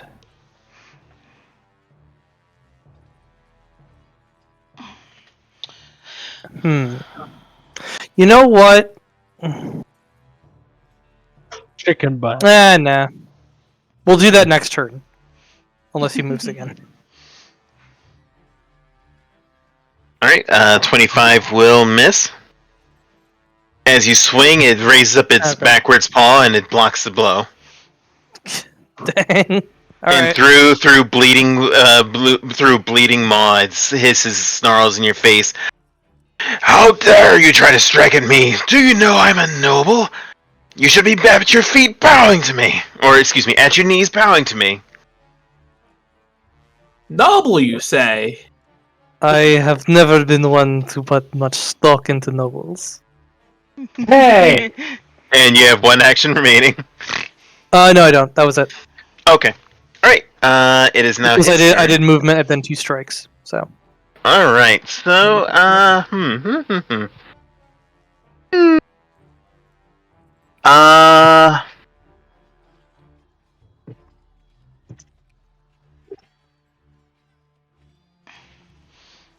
okay. Yeah, I know what it's going to do. Oh, It is going to attempt a excuse me, vampiric touch targeting Costello. Okay. 32. Oh, let's hope for the best. Nope. Okay, so that's going to be target takes a. Okay.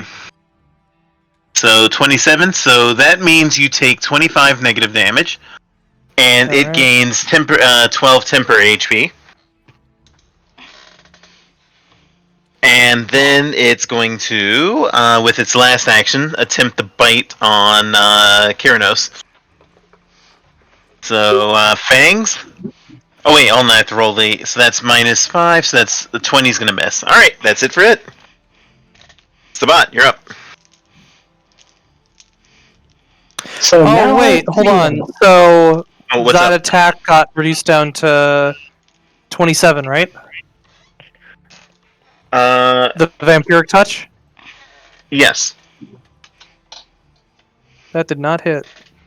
Oh nope, that's it gains nothing. Nice. Ha! How dare So you? It's like he's angry. He's so angry that he missed. He goes for a bite on Kyranos. Like I'm so angry. I was so angry that I'm gonna bite this other person. Darn you. I mean, I've had those days before. Yeah, for real. Sabbat, you're up. I've tried to eat my own finger because I was so mad one day. That I guess you're trying out some finger food. I was eating potato As chips. a living creature? I'm sorry, what was your question? Does it count as a living creature? The construct does not, the body does. Not the Yeah, that I don't care about the construct. Screw the construct. We got the construct on lock, so good. It's pounding us into the floor.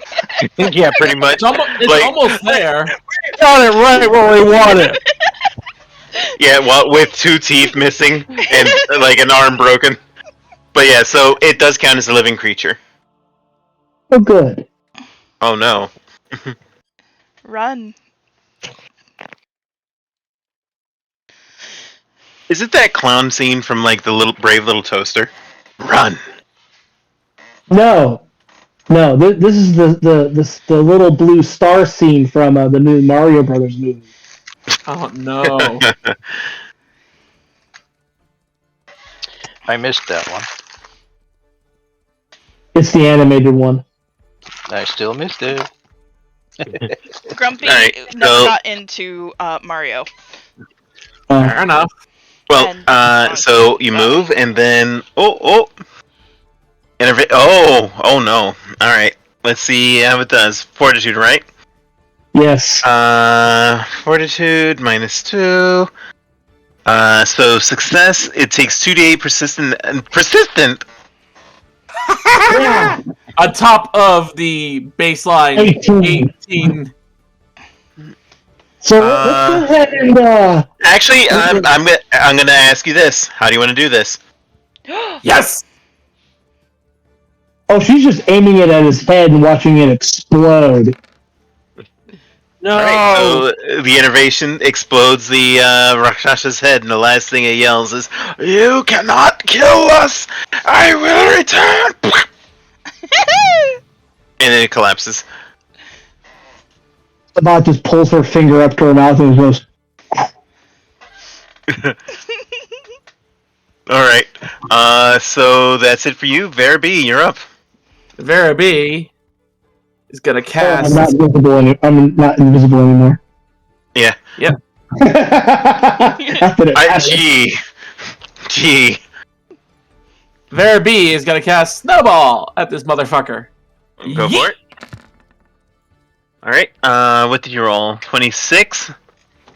That is going to be a miss. Just double checking. Yeah. Alright, and then she's going to chuck a rock at it with a bullet sling. Nope, that's gonna. He's still gonna take fucking 2d6 bludgeoning damage. Alright, roll that.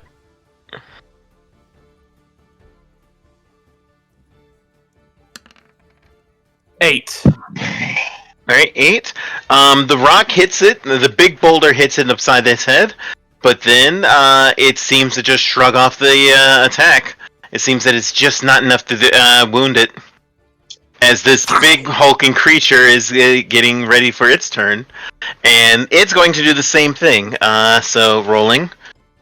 So I'm just going to roll this 3 times. So, once against Vera. The first attack against Vera. Second is against Brom, and the third is against Mamu. These are all berserk, so it's at -1. So here's the first one against who did I say was first? Me. Alright. 31? That hit. Well, that 30. hits. That Alright, hits. so that's going to be 27 damage. Oh, wait, hold on. 33 damage, and make a saving throw. Fortitude. I don't make it. Alright, so you cannot heal until it is magically counteracted. Which you Good. can do. Yeah. I'm at 22 HP at the moment, so Yeah, so Vera needs to get out. And second attack against Brom. 32. Ouch. Alright, so that's 19, and make a saving throw. That's going to be 25, rather, so make a saving throw, Fortitude. yeah, he makes it. Alright, you're fine. And how many finally, points was it? How many points was that? 25. Okay. Oh no! Oh. Oh God. So that's I have- 48 damage to Mamu. Actually, 40. What did I? 48, 54. 54 damage to Mamu. Roll a fortitude save. Shit. Are you at 0? No. Alright, so you cannot heal until it is magically counteracted. And that's it for it. Kiranos, you're up. Oh no. Little help! We don't got it after all. We got it! We don't got it! Go right here, and I'm going to do Breath of the Dragon with cold damage. Ooh, good call. Oh, you say. Alright, make that roll. What is it, saving throw? Yeah, but... Actually, because... Oh, wait, it would be my class DC. Okay, so... Well, actually, because of its roll 2d6. Since it's an area attack. Huh? Roll 2d6. It's a magical attack, so it doesn't do its normal damage. It does its own special damage for golem magic, or construct magic. 12? There you go. So, I'm going to ask you a very important question. How do you want to do this? So, hey, I make a suggestion. No. Keranos is going to see his prey in the Rakshasa have been stolen. So he's going to go and take the Titan. So you see him. So it's like looming over Mamu. And all of a sudden you hear. Keranos like does the raid and dive. Covered in cold magic. Oh my god. And bashes right through him like a cold torpedo. And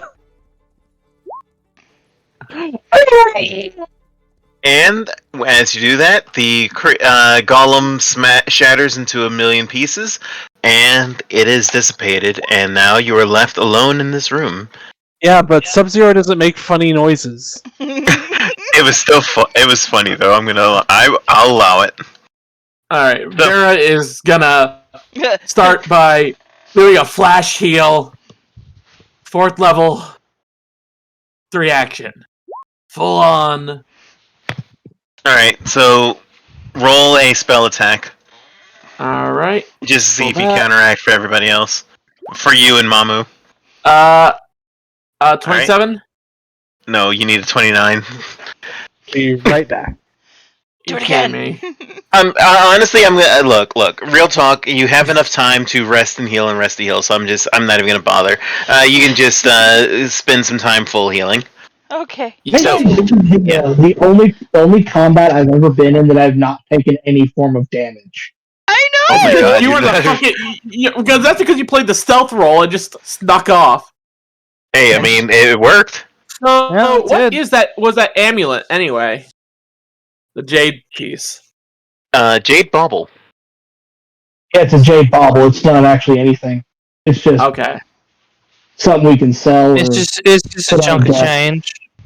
Yeah. Okay. How much coins were in there? What were the coins? I can look that up again. So, You didn't say how much it was. You didn't. I did. Oh, I sent it to you directly. You might have missed it, but there you go. That's what's inside of it. Well, I'm taking the carriage. Well, that's gonna be a party thing, though. Yeah. So the carriage. Just to explain how this works, the carriage is a magical item that will create a train that can dig through the earth and travel through long distances. It basically can move 4 overland hexes a day. It does not require fuel. It has two restrictions. It cannot be summoned inside of any kind of settlement, and it cannot drive through or within a mile of a settlement. Which means no, you cannot drive it through Lord Sabian's house.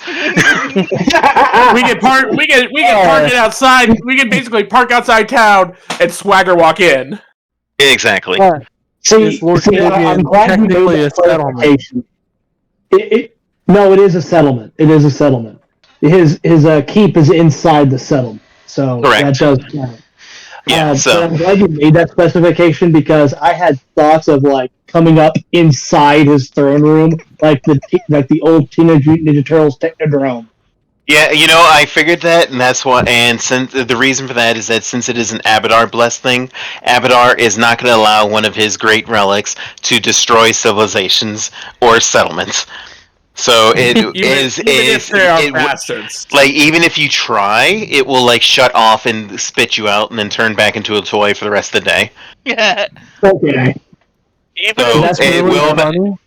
Yeah, I'm letting you know that now because I knew that was going to come up. All right, so go ahead. I'm going to calculate out the money real quick. Vera, of course, Vera spends the time going around healing people.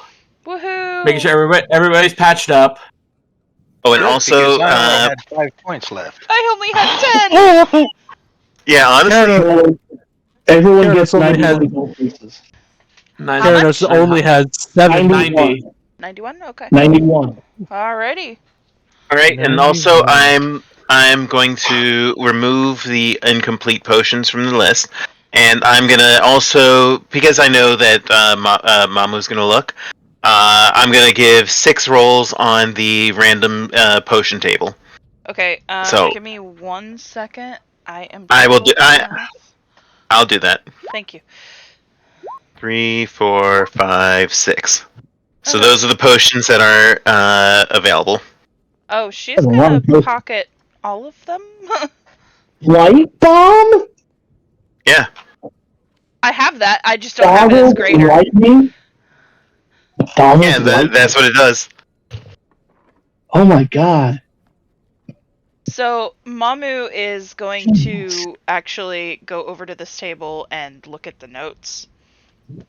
Yep. So you do have time to read the notes and see what's around, and anything. I set up so that you can just look at the notes that are scattered around the room. To organize this, what do you do for the next 10 minutes, and then we will narrate. So Mamu's obviously reading notes for the next 10 minutes, so that's what you're doing. So going down the line, Vera B, what are you doing? And we're assuming that everybody's already healed, so we can skip that. Oh. Yeah. I am going to... God.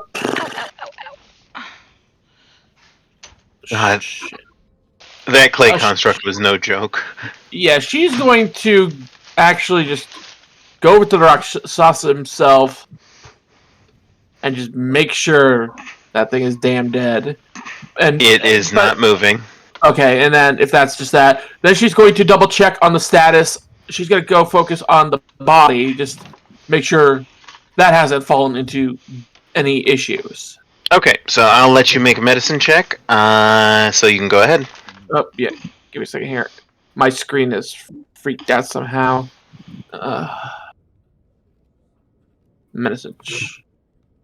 I have somehow full screen my page, and it's being wonky. Medicine check.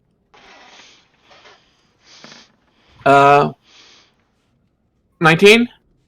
19, you can determine that the body is alive, and it was basically fed through a nutrient drip and magical spells to basically like the body hasn't aged since it was hooked up to this, and it was basically kept alive and fed magically so that blood could be poured out of it.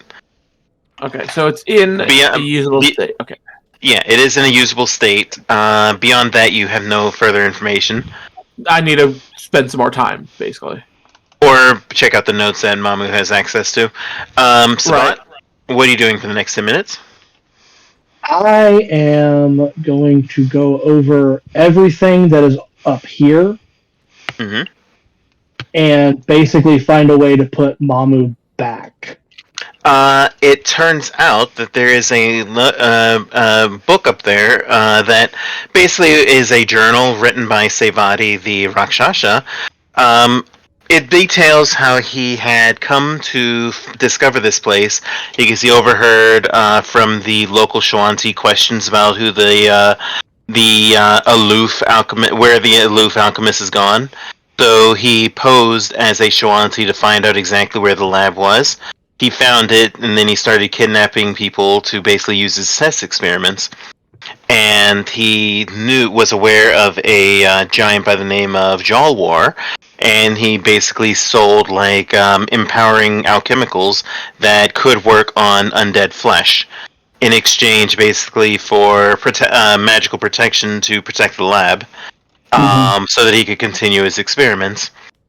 And he seems unaware. He seems to not really care about the Orderling or the fight between the giants or any of his plans.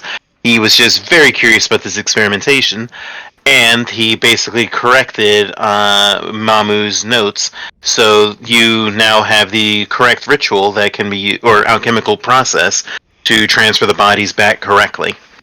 Basically, it turns out that Mamu moved a decimal point 2 spaces to the left. Which is so in line with me. And it's, oh god, poor Mamu's actually gonna be slapping herself when she actually finds out. Like the real Mamu. Does Mamu have to do this herself, or does someone have to do this for her? Well, obviously, Mamu cannot do it herself because she and Saoirse would have to be basically clamped down for the ritual to be complete. But it is Sevati apparently was a very good teacher because it's basically like alchemicals for dummies. Sabbat calls out for Mamu. Actually, she calls out not for Mamu but for Saoirse. Get your ass up here. And Saoirse does while still holding all the notes. Yeah, that'll be after the 10-minute period. So going down the line, Brom, what are you going to be doing? Searching this useless dead noble's body for anything useful. And the rest of the room. Well, on top of the noble, besides, he has a +1 striking kukri. Nice. And 100 gold pieces in a pouch. Okay. And then I'll be rambling around the rest of the room doing the same. Okay. What will you be doing, Castella? Oh gosh, I wouldn't even know where to begin. Well, keep in mind there is an area out here that wasn't fully explored. Oh yeah. Oh yeah. Do you want to turn on the lights for us? Well, we'll do some. Yeah, actually, that's a good idea. Let me turn on the lights for everybody. Give me 1 second. Dynamic lighting. Because it's like, oh yeah, we have that whole. Oh, that looks lovely. So, so I think you can just pass through, but just in case. So, basically, in this area, over here, you spend some time over here, and you find that apparently there were tubes after tubes after tubes of Shoanti of the Moon and Axe clans that were basically put in cryostasis, magically. And that this whole area is basically like a test tube, test subject freezer locker. And you can rescue them, and obviously you know that a certain someone was of the Axe clan by the name of Nasha. Yeah. Yep. Oh. Nasha is not here, obviously. Yeah. But so you can spend the next 10 minutes basically letting them out. Okay. Alright, so you let them out, and they are... there's a bit of grogginess, obviously, because they were magically put to sleep, so they could be stuffed in tubes, but they will be safe. They'll just need to be, basic medical treatment and food. So, Vera is going to need help with that. Mm-hmm. Yeah, but... and finally, Kiernos, what are you going to be doing in the next 10 minutes? Kiernos... I mean, everything's pretty much already been done. Not necessarily. Because keep in mind that the only exit you have is basically through the magical portal, which has to be reopened. You could look through the lab to see if you could find a way to open up the blockage, so that way people, the Shoanti, could just be let out back into their own lands. And they can take the head of false Mamu with them. That's true. You could also remove the head as well. I will Didn't we- look to didn't- reactivate the portal. Wait. What Wait, were we I going to thought- say, Vera? I thought we don't need to take his head off. His head's already off because of how basically how Sabbat ended him with a bolt to the neck. Well, basically, Yeah, you there's no can take a trophy. That's what matters. Yeah. It doesn't have to be the head. So that way the Shwanti have proof that the false Mamu is dead, basically. But Nice. yeah, so what did you say you would like to do? I'll be looking into restarting the portal. Okay. So that would be an Arcana or Occult check. Oh boy. Or Your best skills. I know. Or as they said, or as the DM mentioned, or you could look around for a way to in the lab to open up the Except Yeah, or to clear up the blockage. I messaged you.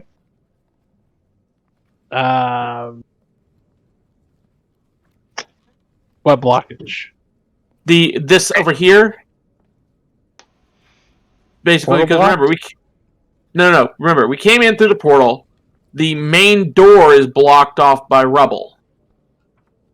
Yeah, so basically you could look for a really good acid or maybe an explosive. Alright, I'll look into doing that then. Probably. Okay, give me a perception check. Oh, okay, perception. That's actually better. I will perceive. I've Alright, percepted. You got a critical success. You are able to quickly find a explosive that could be used, and you are able to determine the best way to basically blow the passage so that it could be released without risking any damage to the building. So basically, there's no risk of anything falling in your head. Okay. So, would you like to do that?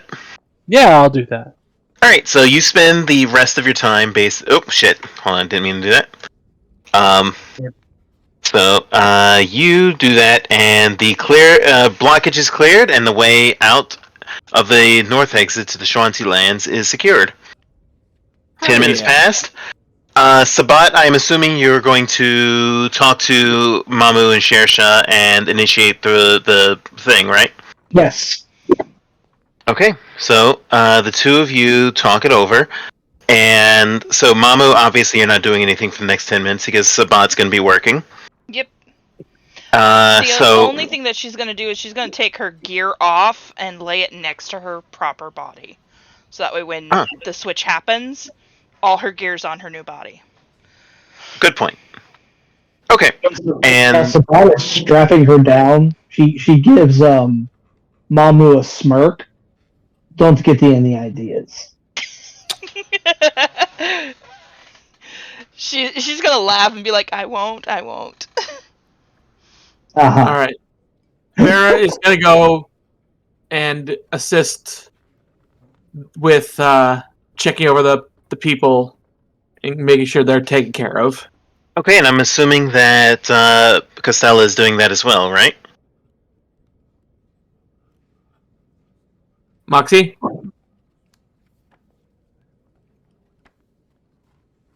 Moxie.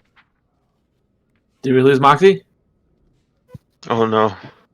Can you hear me? Yep. Yeah, we can hear you now. Oh, weird. But yeah, I will be doing that. Okay. I have something special for you two, so I'll come back to you two.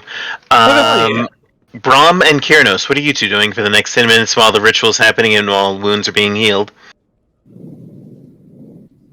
Are there any leftover explosives? You know what? I'm gonna say give me a flat D20 check. Let's find out. Oh no. I mean, I did get a critical success. You know what? I will give you a +2 for that, which will put you over the threshold. So, you do have enough for another shape charge. So you get enough explosives for one more shape charge. Perfect. I will just hang on to that. Okay. And Brom, what are you going to be doing in the meantime? Searching for components for my crafting of weapons. You know what? Give me a D20 check.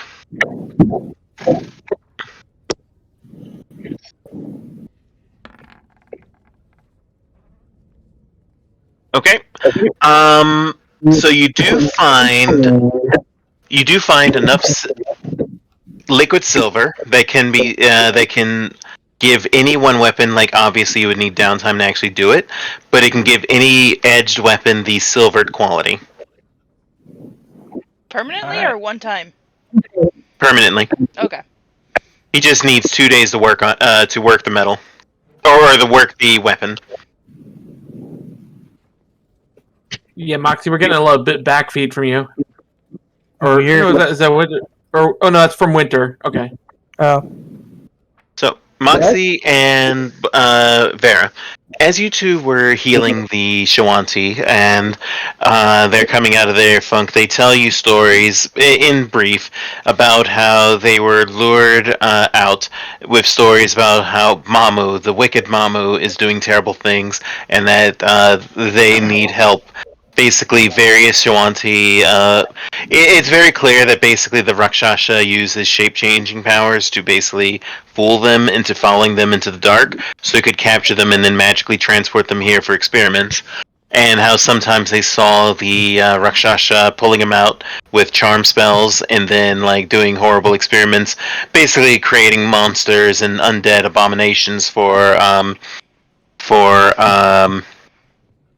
Jalwar, and meeting up with Jalwar, who they actually describe to you. Vera, you can make a religion check. Vera or Costello can make a religion check. 31. Okay. I'm not even going to try. I have a religion of 0. Okay, so 31. You have heard of these creatures before in the Pathfinder journals. Jalwar is a tomb giant. Motherfucking Basically, tomb giants. A giant that apparently is strongly affected and empowered by necromantic magic. Huh. You might need to reference to Pathfinder journals to find anything more, but that gives you a clue to what you're dealing with. Okay. Meanwhile, though, Costello, you notice somebody staring at you for a moment, a Shawanti male of the Axe clan, and then after a while, he blinks and he says, Are you Costello? I am. You look just like she described. Of all the things that would come to save us, who knew that it would be her beloved?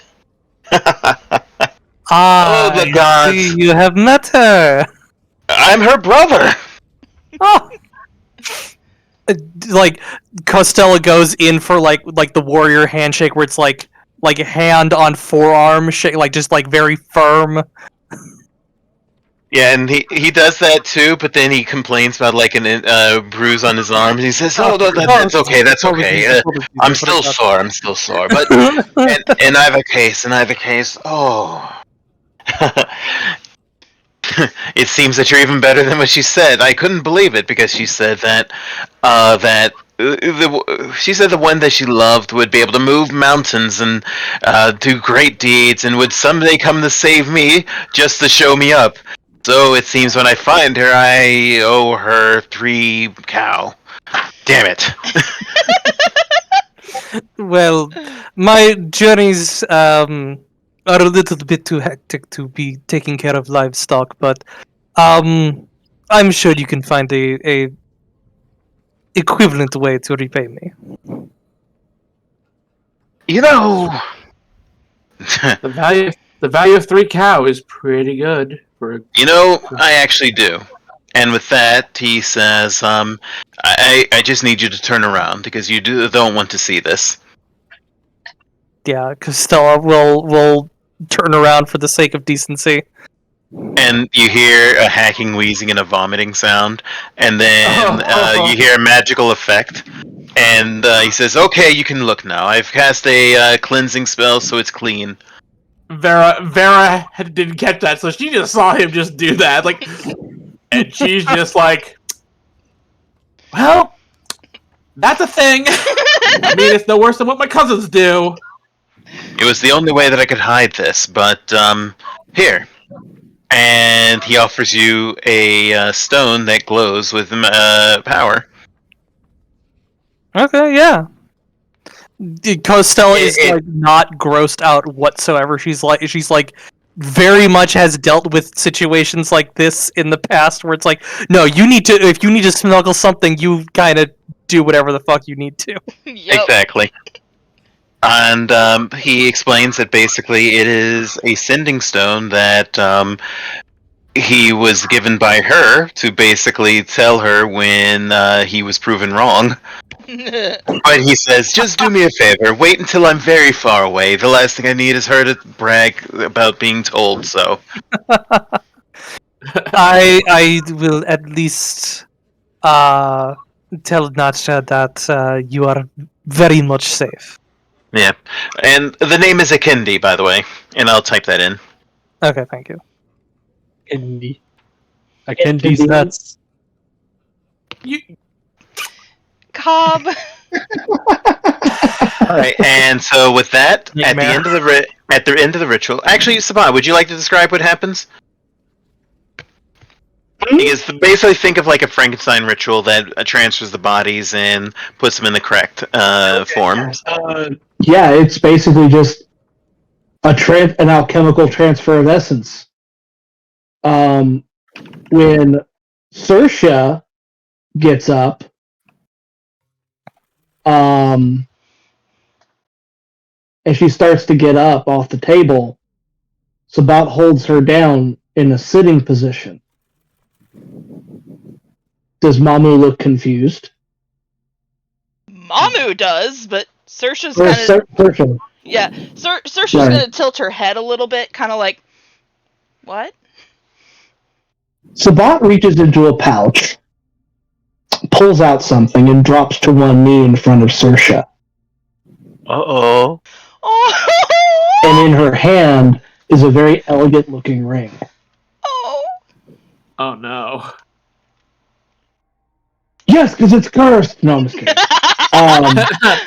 Cursed with love. She My god. looks at Saoirse and says, I wanted to do this when you had your body back. You find your soul to me. Saoirse's gonna, like, have tears in her eyes, and just, like, she can't speak. Like, one, her vocal cords haven't been used in a long time. Two... Astrid doesn't know what to say. Yeah. That, and I have a cat screaming in my ear. Shush. The cat's like, how dare you not pay attention to me? But she's not gonna know what to say, because I don't know what to say. So instead she's just gonna nod her head, squeak an affirmative, and then kiss the shit out of Sabbat. I don't like that picture. So, with that, Mamu in the original body gets up off the table and says, "Ah, at last I have my original body back." And apparently that Rakshasa has corrupted my lab and used it against the people of the Moon Clan. Who knows if they'll ever accept me again? I may have to move my lab elsewhere.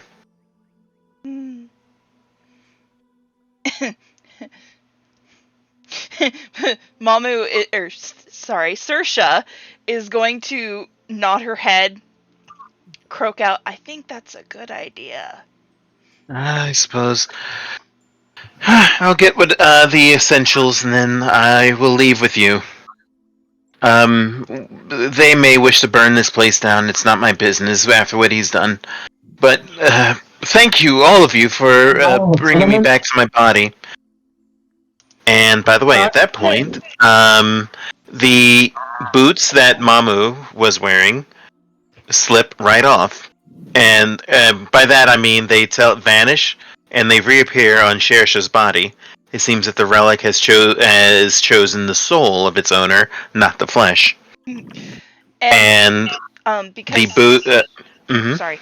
because she's half Strix, it doesn't go like shoes on this body. It's more like leg wraps.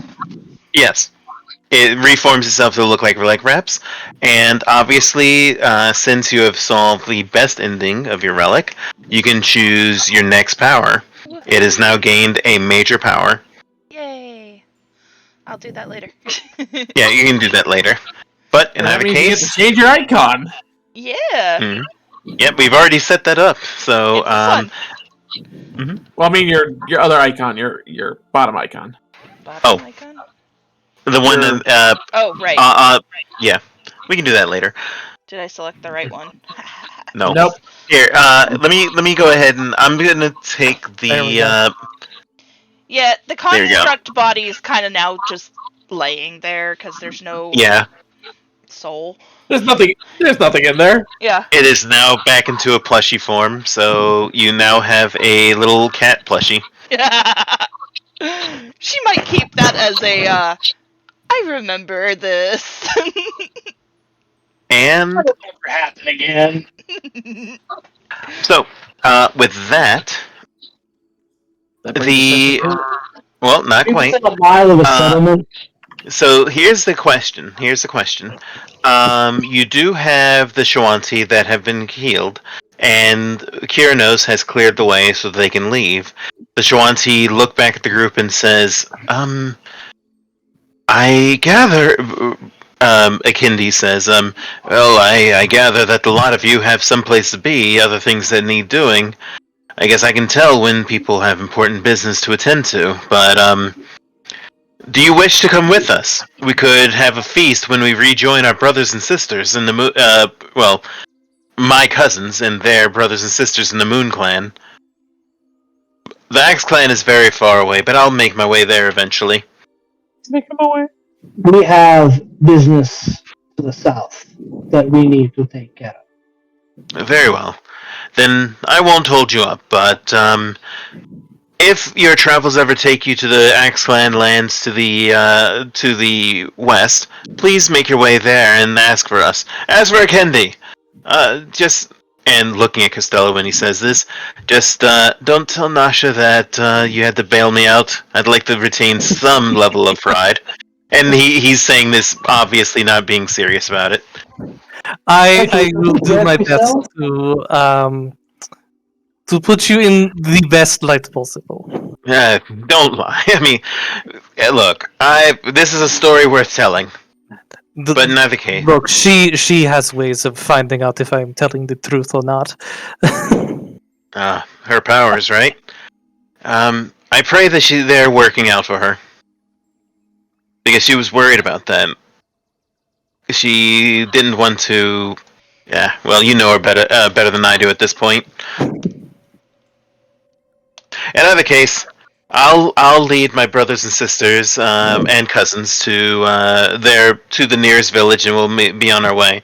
Oh, when he says that, Costello kind of tugs down the hem of her top and shows the what is it? Which tattoo is which? The memoir map, kind of showing relatively here's a direction you should go for the nearest safe area.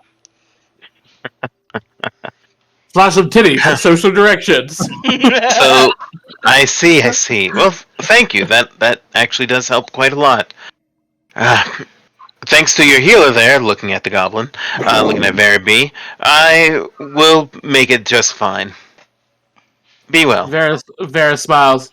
Trust me, I put a little pep in your step, and you'll enjoy the food.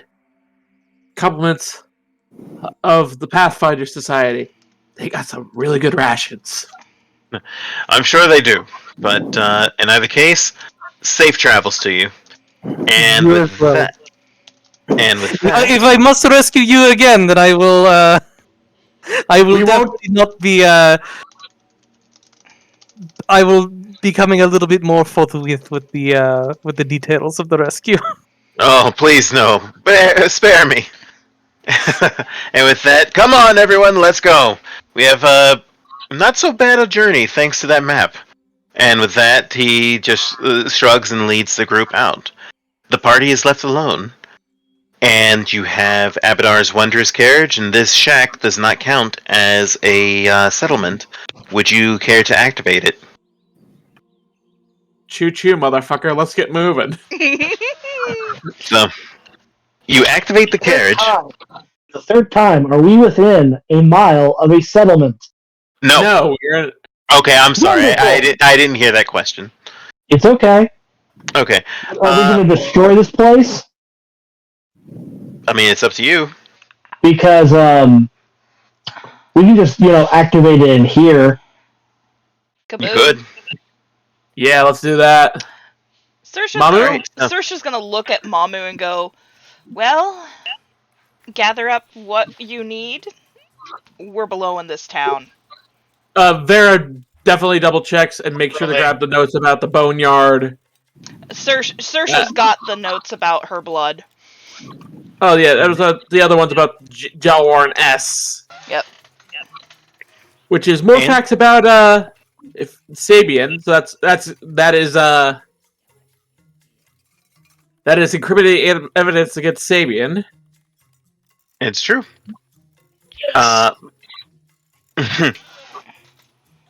So, the question for you: when you activate it, when you activate the portal or the wondrous carriage, the toy is tossed on the ground and then activated.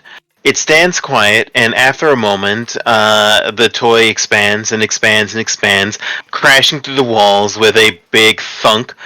It's stuck for a moment, but then the Abadar holy symbol on the side of the carriage glows as if it's enforcing its will upon the room and just smashes through. And eventually it pops up and you hear a big choo-choo train sound as the door opens up, allowing you to come on in. I've always wanted to ride a train. Spot lets everyone else on first. And Wait, what level is everybody real quick? 9. We are currently we are level 9. Yeah. Okay, just checking. At 250. Yeah, how much XP did we get for this? Well, I will tell you in a moment, but first, you were narrating, go on. Sabbat lets everyone onto the train first, and when it's Saoirse's turn to go on board, she basically, does the whole hand out and helps her up and whatnot, the whole romance thing. Hell yeah. And Saoirse. Shoot, that's gonna take some getting used to. Saoirse is going. Yeah, welcome to my world. This is your fault. You did this to yourself. I know, and I picked a name that just makes my speech impediment just so happy. God. We could say FOMO. FOMO. Saoirse is going to kiss Sabbat's hand as she gets on the train. Aww. Okay. And when you hop onto the train, let me show you what you see.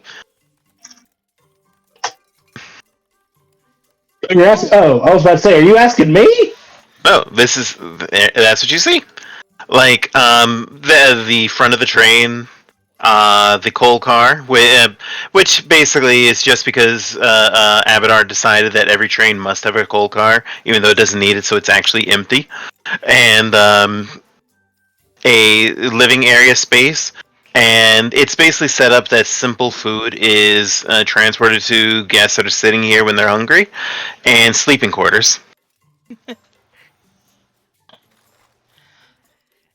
Now, because I believe it was missed, you've already divided up the cash, right? Yeah. Yes. Yep. We each got 91. All right, so ignore the gold. That's everything else. Hey, yeah. I can't move my character icon. Yeah, I can't even move anything on there. Only Sabbat is. I can. Oh wait, you have to zoom in. Special. You might have to move in. Brom picked up an extra 100 gold pieces off of that body. That's true. Oh yeah, no, I can't. It's very tight movement. I can't select it at all. Oh, the movement out here is like snappy. We don't have to worry about it too much. Oh, yeah. You know what? Here, hold on. Give me a second. Yeah, because now I can barely even move it. It's really snappy. There, I turned off the grid. I mean, it doesn't matter. This is just a visual. Yeah. Like, is obviously there's not going to be any adventure here. But, basically there are sleep rooms, there's a dining car, and several storage cars, a front area, and all that. And one person has to be in the front to basically guide, but other than that, you at least one person has to be in the front to guide. But you have now a living train, or a magical relic train.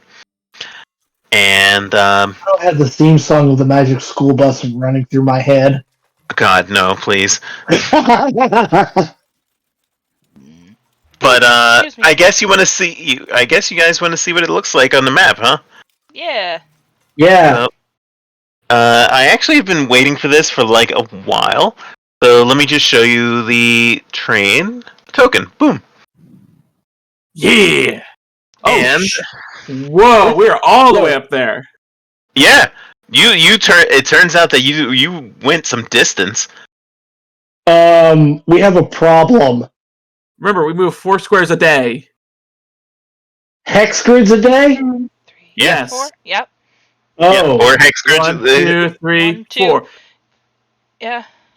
We can make it all the way to the river in one day. Not that river. I know which one you're talking about. This one in 4 days. Yeah, I mean 1 day. Yeah. Basically, That's we can get to Sabian's house in a day and a half. Yeah. 2 days. Because it can burrow underneath the ground, so you don't have to. You can go in a direct route. No, that's 2 days. Well, no, but if you go in hex grids. Sabian's is right here. One. Yeah, you can. Oh yeah, that's right. Yeah. Okay. Yeah. So you can get the Sabians in like 2 days. Yeah. That's 9 hex grids. Yeah. Okay. Yeah, let's do that. That's what we're doing. Right, but so yeah, I posted what the treasure was. Besides the gold, because I know Brom found an extra 100. So I got who's getting what? What's the coding rune do?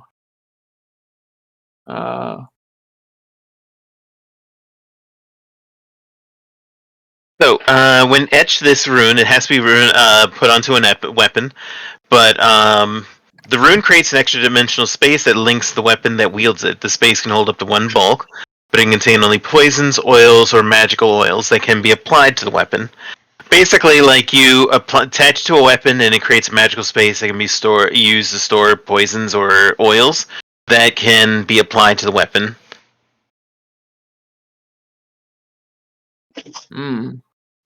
And you don't need an extra any hands free. You can just activate it to apply it. That'd be great for Mamu. I mean for Saoirse. Which one? Coding rune. Attach that to your rapier, Ooh. so you could basically load in a few coatings and just basically flick. Well, flick. Keep in mind more than that. The coating lasts for a minute instead of 1 attack. Oh, so basically, So anybody that could make use of like coated weapons could benefit from that. That's definitely Saoirse. Now I have to copy and paste some stuff from my old one. Also, the +2 rune means that you could have 2 properties on the weapon that's attached to it. Hey, Fee. Yeah. We didn't get her old, her upgraded weapons onto this sheet. We should have, because we just copied everything over. Remember, we made the upgrades after we copied. Okay, well then just make the adjustments, because you can make the adjustments. But what I was see it, so I remember what the adjustments are. Okay, so here, let me hand that over. Give me 1 second. Thank you. So with the +2 rune, that means Brom can add the other rune that he had, the returning rune, to his hand axe. I've got the returning rune on it. I need to get that multi. The multi-strike. So yeah, you add the 2 And then you can add the hold on. Yeah, hold on. Actually, you know what? Since this is bookkeeping, as the train comes up and crests the ground, the group gathers up, getting into their cars, and who's going to drive the train? That's what I'm curious about.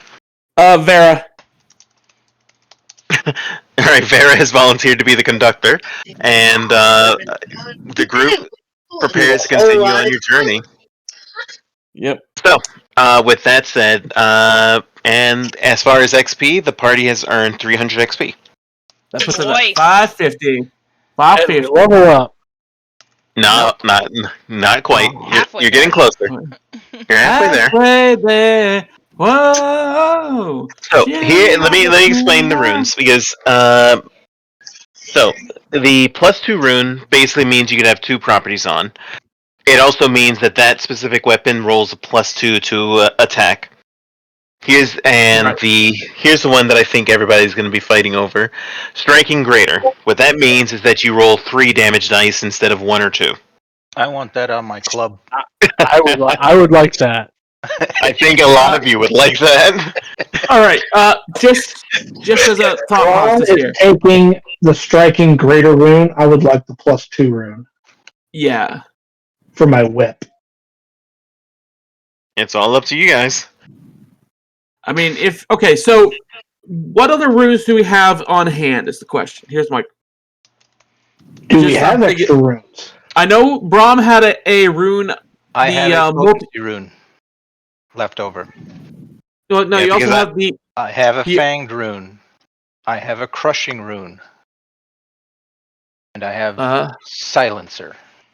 That's for a weapon, though. For a gun. Okay. Mm-hmm. I was going to say the crushing rune. Mm-hmm. Crushing. That the rune empowers your strength, leaves your foes staggered. If you critically hit a target, they become clumsy 1 and enfeebled.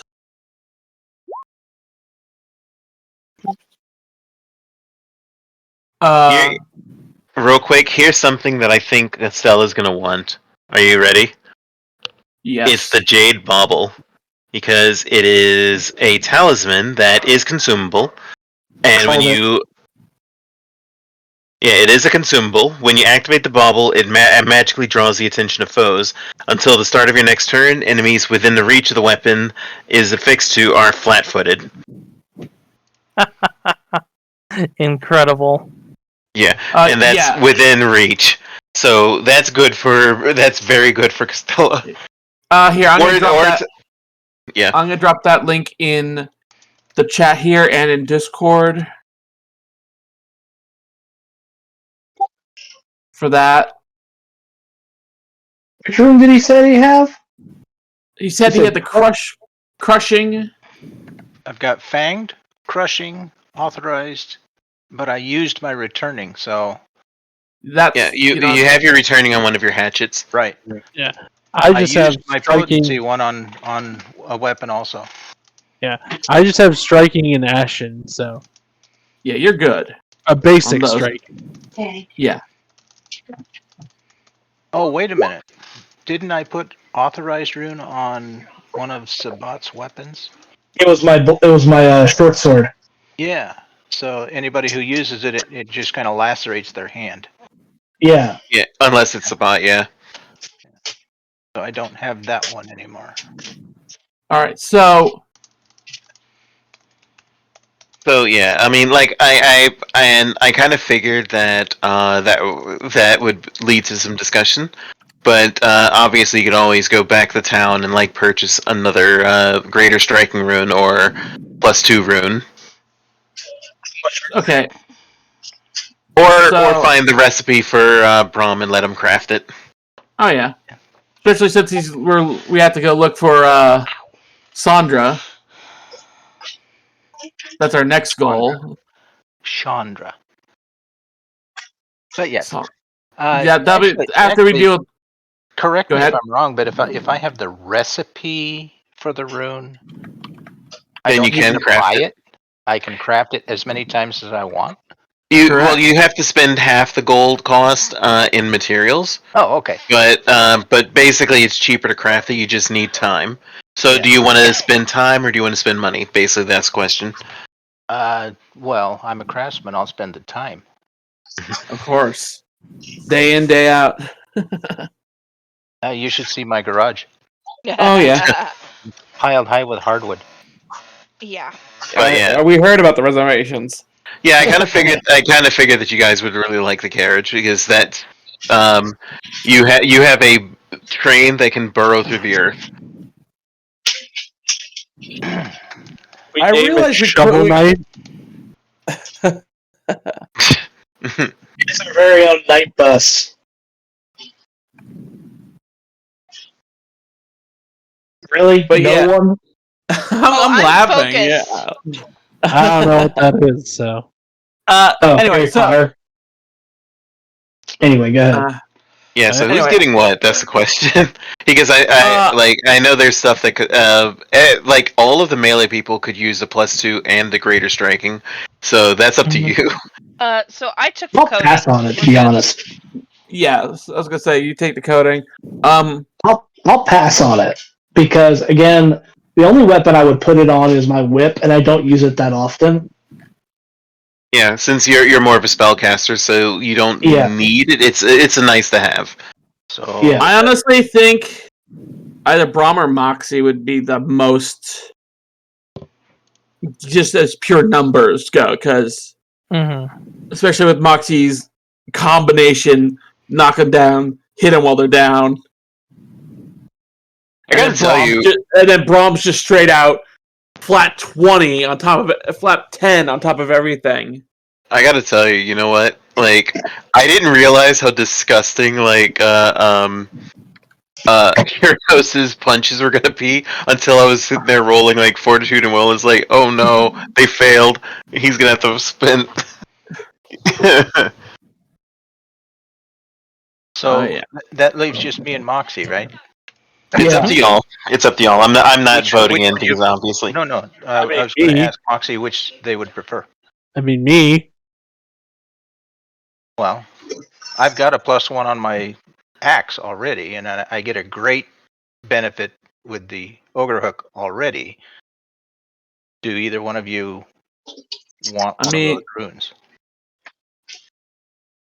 I mean, mathematically, right now, it makes the most sense for. Kobrak, what's your bonus to hit right now?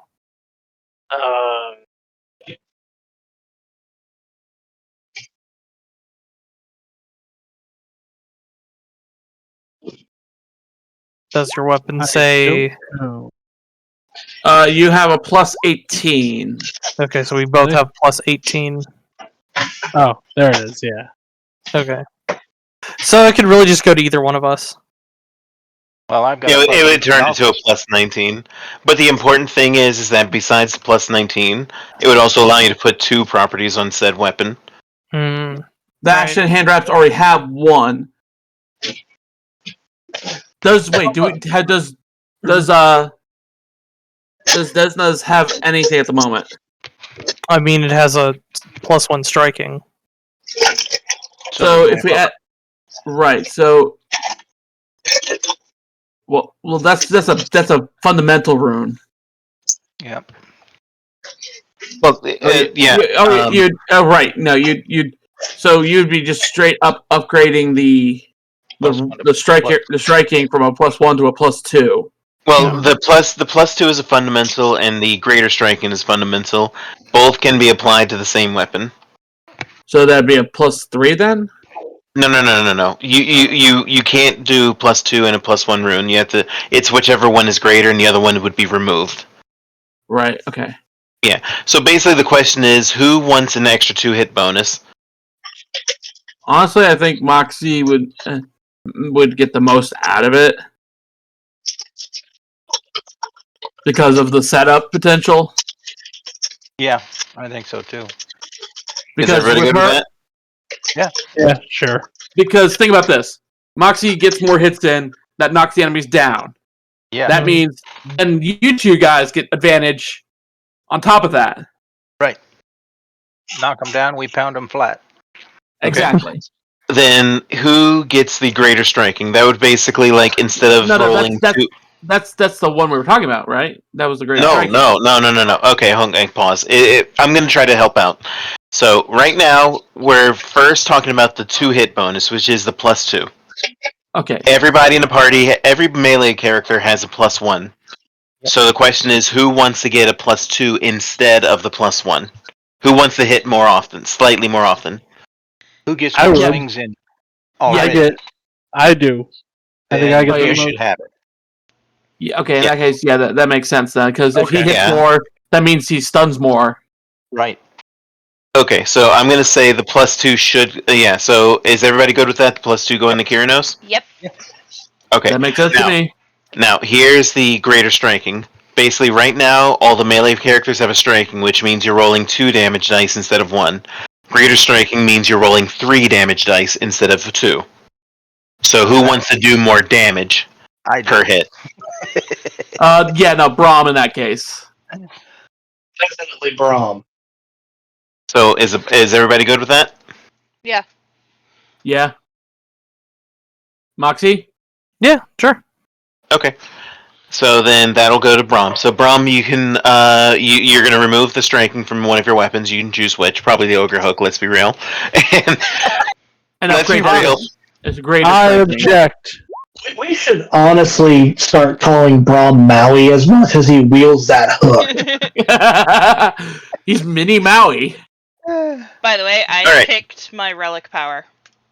Oh, which one did you pick? Jet propulsion. Oh, jet propulsion. Nice. Throw in her flying and the jet propulsion? She's a regular Starscream. Yeah. No. It's far worse. Actually, she's a go-go gadget. Oh god. No, it's a bezel juice from Monster Hunter. Just flies really fast and drops bombs. Just as a reminder, Fee, I still have 400 gold worth of that star metal. I was thinking of making a new, more elegant, more useful ogre hook that has edged weapons on the ends of it. Oh. Let me look into ogre hooks here. Well, this one would be dwarven. If I can offer a suggestion, if you sell that star metal, then you could get another striking rune into the party for 600 more gold. About 600 more gold. Basically, you would need to sell the star metals flat out. Keeping enough that you could make your weapon more elegant, of course. And then you would just need 600 more gold pieces, and you can get another striking rune. You just have to stop in town and purchase it. I think I got that much in spare cash. Well, I mean, the party has plenty of cash on hand. I have at least. I've got 570 gold piece and 18 PP, whatever that is. Platinum. Not counting what we earned today. Because he doesn't spend it. I just got nothing to spend it on. We keep gathering all the supplies I need. Well, it's time to spend. But yeah, so if I could, real talk, if I could offer a suggestion, I'm doing the math here, 2,000 gold pieces would get you a +2 weapon rune, and then a greater striking rune. So, if you have extra stuff that you want to sell, then you can do so, and you can use that to help you outfit more characters so that the melee fighters are doing more damage. Upgrade everybody's weapons. Yeah, I don't know what the party funds are looking like, so you'd have to tell me. I mean, right now I'm sitting on a platinum and 370 gold, so I've got about 700. Well, then why don't we do this? I'll take the the +2 rune and the greater rune and put it on someone else's weapons, and I'll sell my own stuff and buy my own rune. Okay, in that case. Excuse me. Well, sorry. So the +2 rune goes to Kyranos. The greater striking goes to Castella. Well, let me ask you this: what does the party gold look like? What does the party have for spare gold? I mean, he I'm had not the party bookkeeper. Who is keeping track on the party funds? That would be me, and hang on.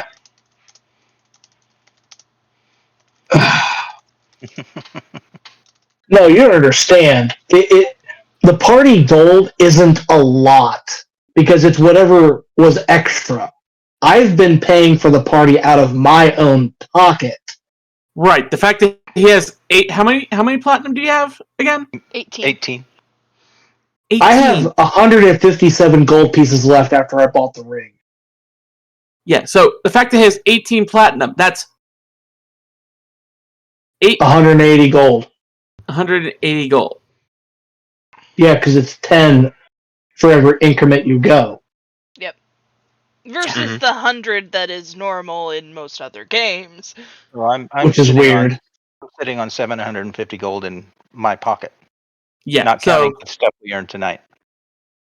Okay, so does anybody have I'm just trying to help you guys out. So does anybody have stuff that they're willing to get rid of and sell? Yeah. Okay, so let's see here. I have. I'll be right back, everybody. No problem. I should probably grab the You go do that. So I got. Yeah, so I have my calculator open. So you said there's how much party gold in the funds, Sabbat? Gold 157. 157. All right. Yeah, because I've been funding for the party. Okay, and I'm gonna go down the line. So Vera, do you have any things that you want to sell? I have the Staff of Illumination. And the Greater Shrinking Potion. I have a question before we go any further. It's half price to sell, correct? Yeah. Okay, hang on. I'm gonna do the half price thing and give you the costs. Alright, so for the staff it's 212. Mm-hmm. With 5 silver left over, I'm guessing. Yep. Okay. The other one would be 45 gold. Yep. So that's that would be 22. 257.5 on those 2 items alone. All right. Because the Staff of Illumination is normally goes for 425. Yep. So we're currently looking at 393 gold. Anything else? I've got that +1 kukri you gave me tonight. Yep, that's true. So and probably the that olfactory obscure we can get rid of. If you don't want it, then yeah. Yeah. Wait, what does it do? It's as it says on the thing. It basically makes you scentless. Oh yeah, sell it. Fuck it. Yeah.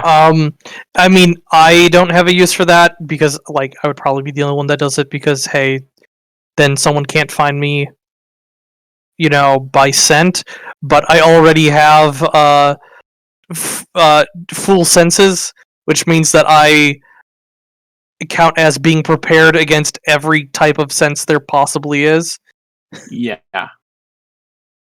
Plus, so the one plus of the things one. where that. It's greater. And how about it's 225 for the olfactory for base. All right, so 225 for base. You said. Yeah, for the olfactory obscure. So that's okay. So right now we're at 555 gold and 5 silver. What else?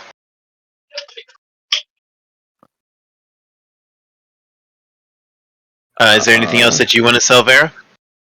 I'm looking through my stuff. Heck, I'm not currently using these. I can make more later. Did we ever use that dragon turtle scale? No, we did not. We got that. Dragon turtle scale. How big is this scale? It's a that's a 13 gold talisman. Okay. So about that's a 5. Oh, so it's a tiny scale then. Yeah, basically you affix it to armor to give it a little effect. Like how I have my owl bear claw talismans that allow you to do stuff, which I have a pair of. So that's 6 gold between it there because they're 6 gold each. So right. yeah, so it's an additional 6 there. Welcome back. Hello? So is okay, Astrid. Do you have anything that you want to sell on your character? Hello? Oh no. Hello. Can you hear us? There we go. My headset was turned all the way down, and I don't know why. The cat probably punched it. Anyway, I am back. Okay, we're just trying to figure out what sellables we have so I can help you guys, like, upgrading your gear. So, did you have anything that you wanted to sell? That you're not using?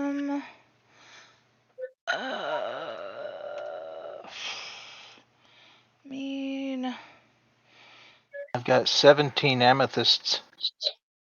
Oh, how much were they each? Let me look. Let me take a look. Oh, in amethyst. So I think that was 10 gold each. That's 170 because gems you get full price. So that's 170. Okay. All right. So we're at 738. And dark obsidian magic gem of fear. Where the hell did you get that? Oh yeah, that was on a random. That was a random item off the table. Oh, right. Way back at Brightstone's castle somewhere. Oh, right. Looking at my notes. All right, so that's another 50. So that's 788 and 5 silver. Anything else? I have a blessed scroll.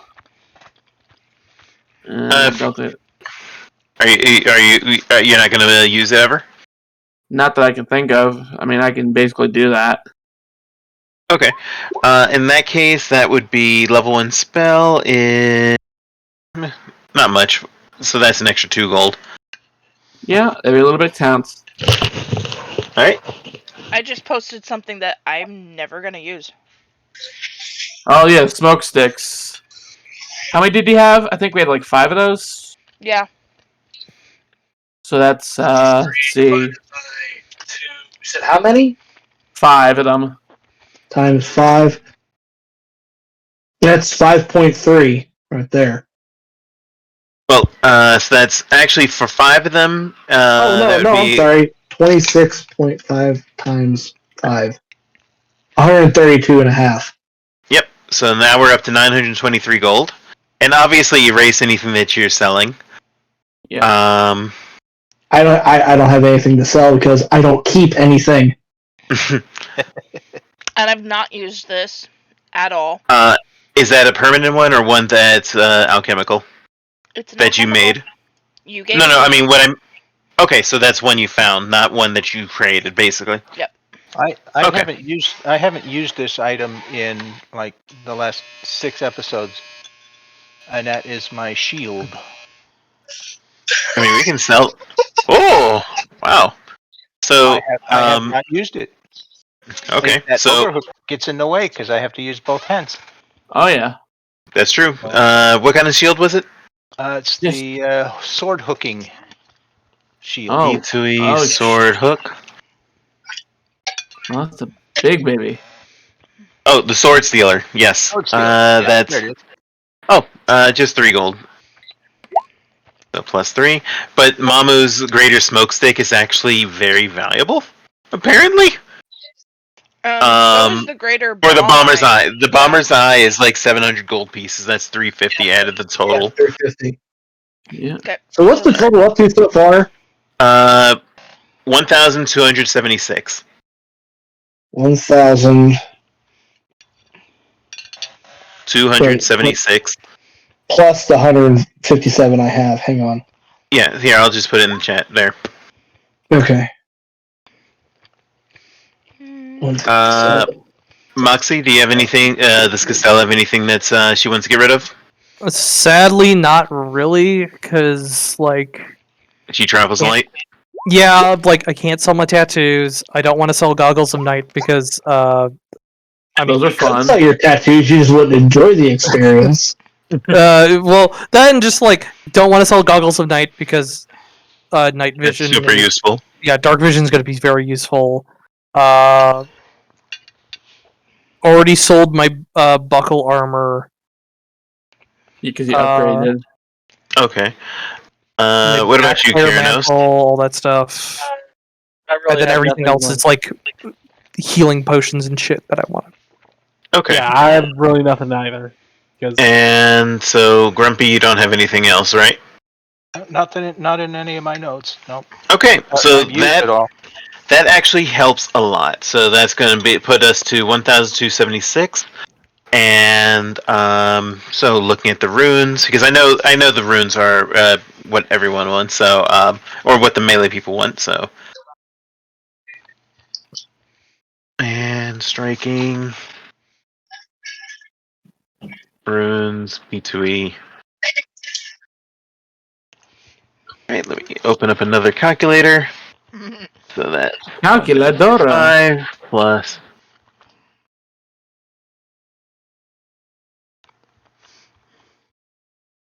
Plus 935. Okay. Recipes? Recipes.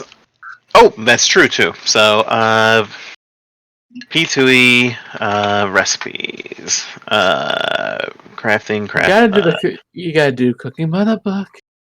Because I know two that I would get for Brom specifically to put on my weapons. Okay, so it looks like you cannot craft either of them because the weapon potency +2 is a level 10 recipe, so you're not experienced enough to make it, and the striking is a level 12 recipe. Damn. So however, the runes at the moment. Yeah, you do have to purchase the runes at the moment, but you at least don't have to pay to have them installed. You can do that yourself. I just did the math, and it's 2,000 gold pieces to get both to get the set of striking +2. So right now, with what we have, assuming that we spent the party gold on it, you would just need 724. You would need 724 more gold to get the set for one other person. So I'm sure the party can squeeze that together. I can. Alright, so how much? Actually, I did forget something. Sabbat. Yes. Roll me, because you roll me a legal lore check first of all. You cannot fail. This is just a check if you got a critical success. Yeah, right. That is a critical. So I need you to roll 5d10 for me, if you please. How much money are we making? How much money are we making? 20. Can I roll that? Sure.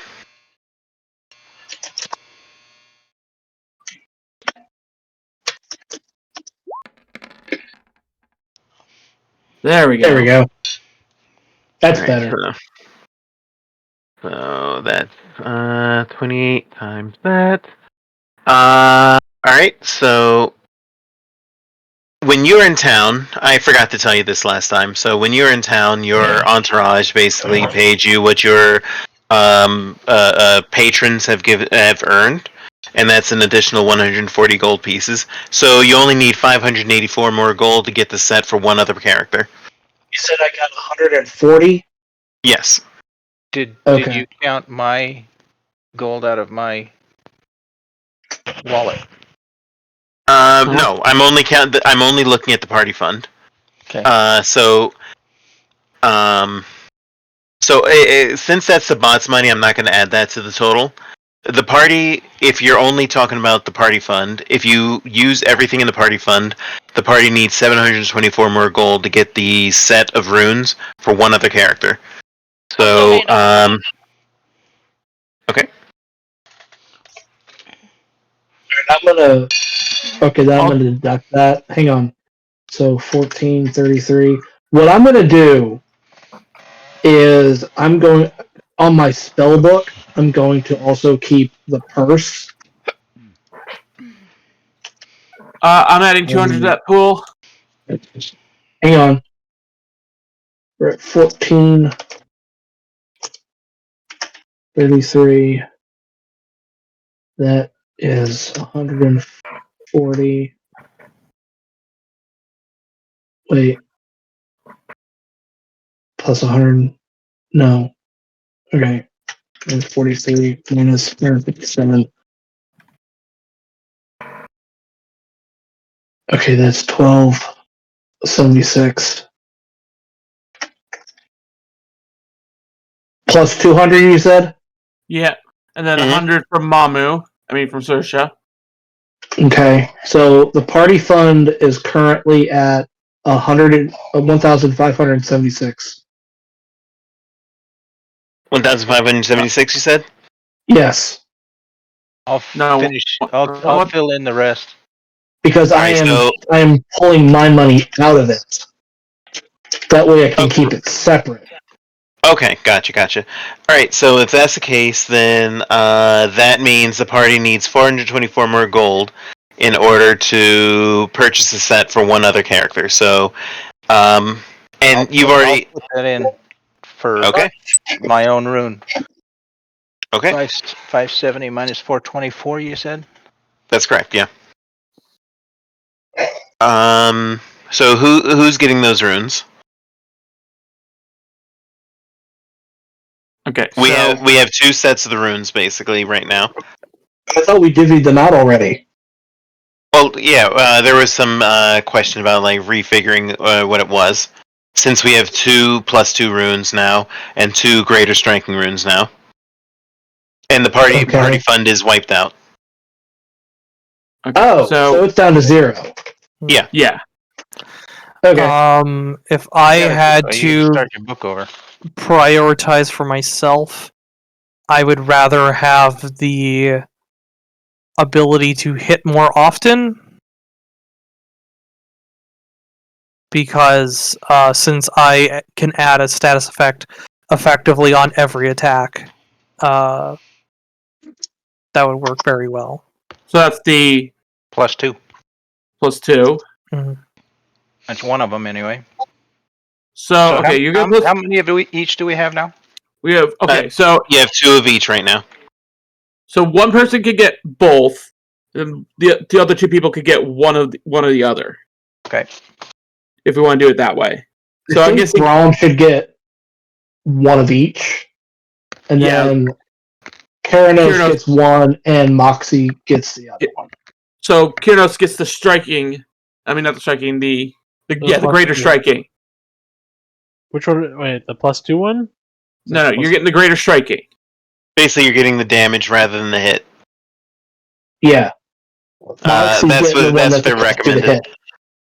Mm-hmm. All right. Well, let me ask you this: Moxie and Keranos, how much gold do you have on hand? I have about 700. I have 1,000.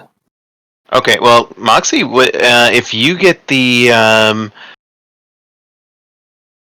if you were willing to spend 976, you could get both for yourself.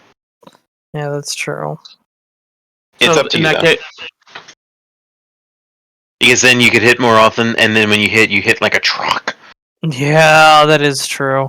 Okay, so then that's settled. All three of you get a +2 and greater striking. Yeah, so that means every one of you gets the +2. And the greater striking. Well, no, we would just need a little over 1,000 for the greater striking for the third greater striking. I could donate. No, I thought I already thought we had. No. Hold on. No. I did the math.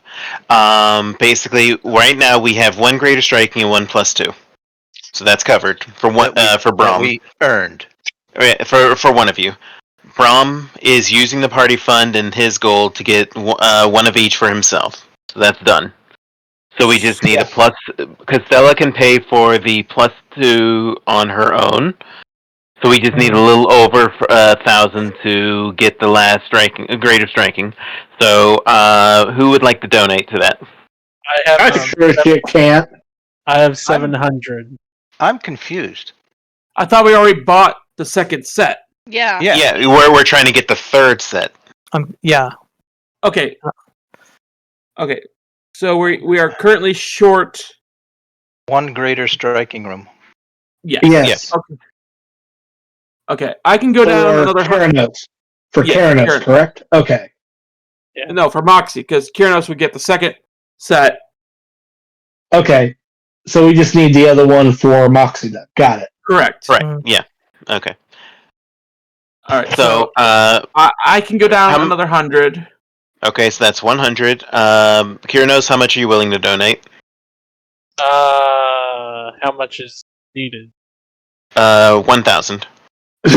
Total. This is helping. Well, total 1,000 total. Yeah. This is how much is the platinum piece worth? That's 10. Platinum piece is worth 10. Yeah. Okay. I can throw down 700. I can do 2 to finish it out. Okay. Well, there we go. So everybody gets one. All right. Well, our melee fighters get one. So each of you can modify your weapons. Braun, I'll do it on your sheet to help you out, but you're putting on your ogre hook, right? Yeah. Okay. Cool. So I will add that to your sheet, and all of you have +2 to hit, and you roll 3 damage dice on your weapons. So I'm going to add it to your sheet, Braun, for you. So give me one moment. Hell yeah. And I you know what? And logically, basically, we take the first trip. We end up at I mean, you could go to swing by Janderhof to like armor up. That's basically what I'm thinking. Like we hit Janderhof, and then we travel to Janderhof, and then take the rest of it. Then the second day we go to. So that's 1 day, 2 days straight to Janderhof, and then the third day, we are pulling up outside, all ready for fight. No, we're not here to fight. We're here to bargain. Well, no, we're not here to do that. We're here to bargain fight. We're here to lawyer. Okay, so. Brom, do you have greater weapon specialization yet? Actually, I can just see that. So, I believe you did. Greater weapon. No, that's at level 15. No, you don't. All right. So with that, go ahead and try rolling your weapons after you update it. Brom, I went ahead and did it for you, so you can roll it. Oh my god! Oh my god! Oh! Yeah, I think you're fine. And and let me point out something for you. For Brom, when he's raging, his damage is increased by 10. So let's and Castella adds sneak attack to pretty much every one of her attacks. Jesus. So he's like doing. Let's see. Oh my god. Yeah. So I think this was a worthy purchase. Yeah. It's like Bob. All I can imagine is Bob see those 2 runes. It's like, I have a plan. We need to get to Janderhof. I just imagine that. No, just hear me out. We get there the day he buys the materials. He's just like there at the forge. The dwarves are watching him as he's crafting these 3 badass weapons into monstrous things with the runes, and it's just like, and him with Sandra's hammer, Sandra's tools, just inlaying these runes, and it's just like these are masterclass weapons. The dwarves are just in awe. Music in the forge. You know what's really scary? What's really scary is that now I need to actually look at like if a fight breaks out, like I need to start looking at stuff like, okay, can they take a round of these 3 of Larry, Moe, and Curly? You mean death, and death? The 3 Stooges of the Apocalypse. Instead of Waka Waka, it's Waka Waka. Oh my god. Fucked up. I gotta tell Waka. I gotta kill Waka, more like it. Jesus. That last one is the worst one I've thrown. Wait. That's dumb. Okay. He's got a 14 to hit damage with 2 1s of his 3 dice rolled. That means he rolled. You know what's better? When he's raging, that's 24. Yeah. You want to know? He's always angry. Pretty much. Oh my mu shinde-u.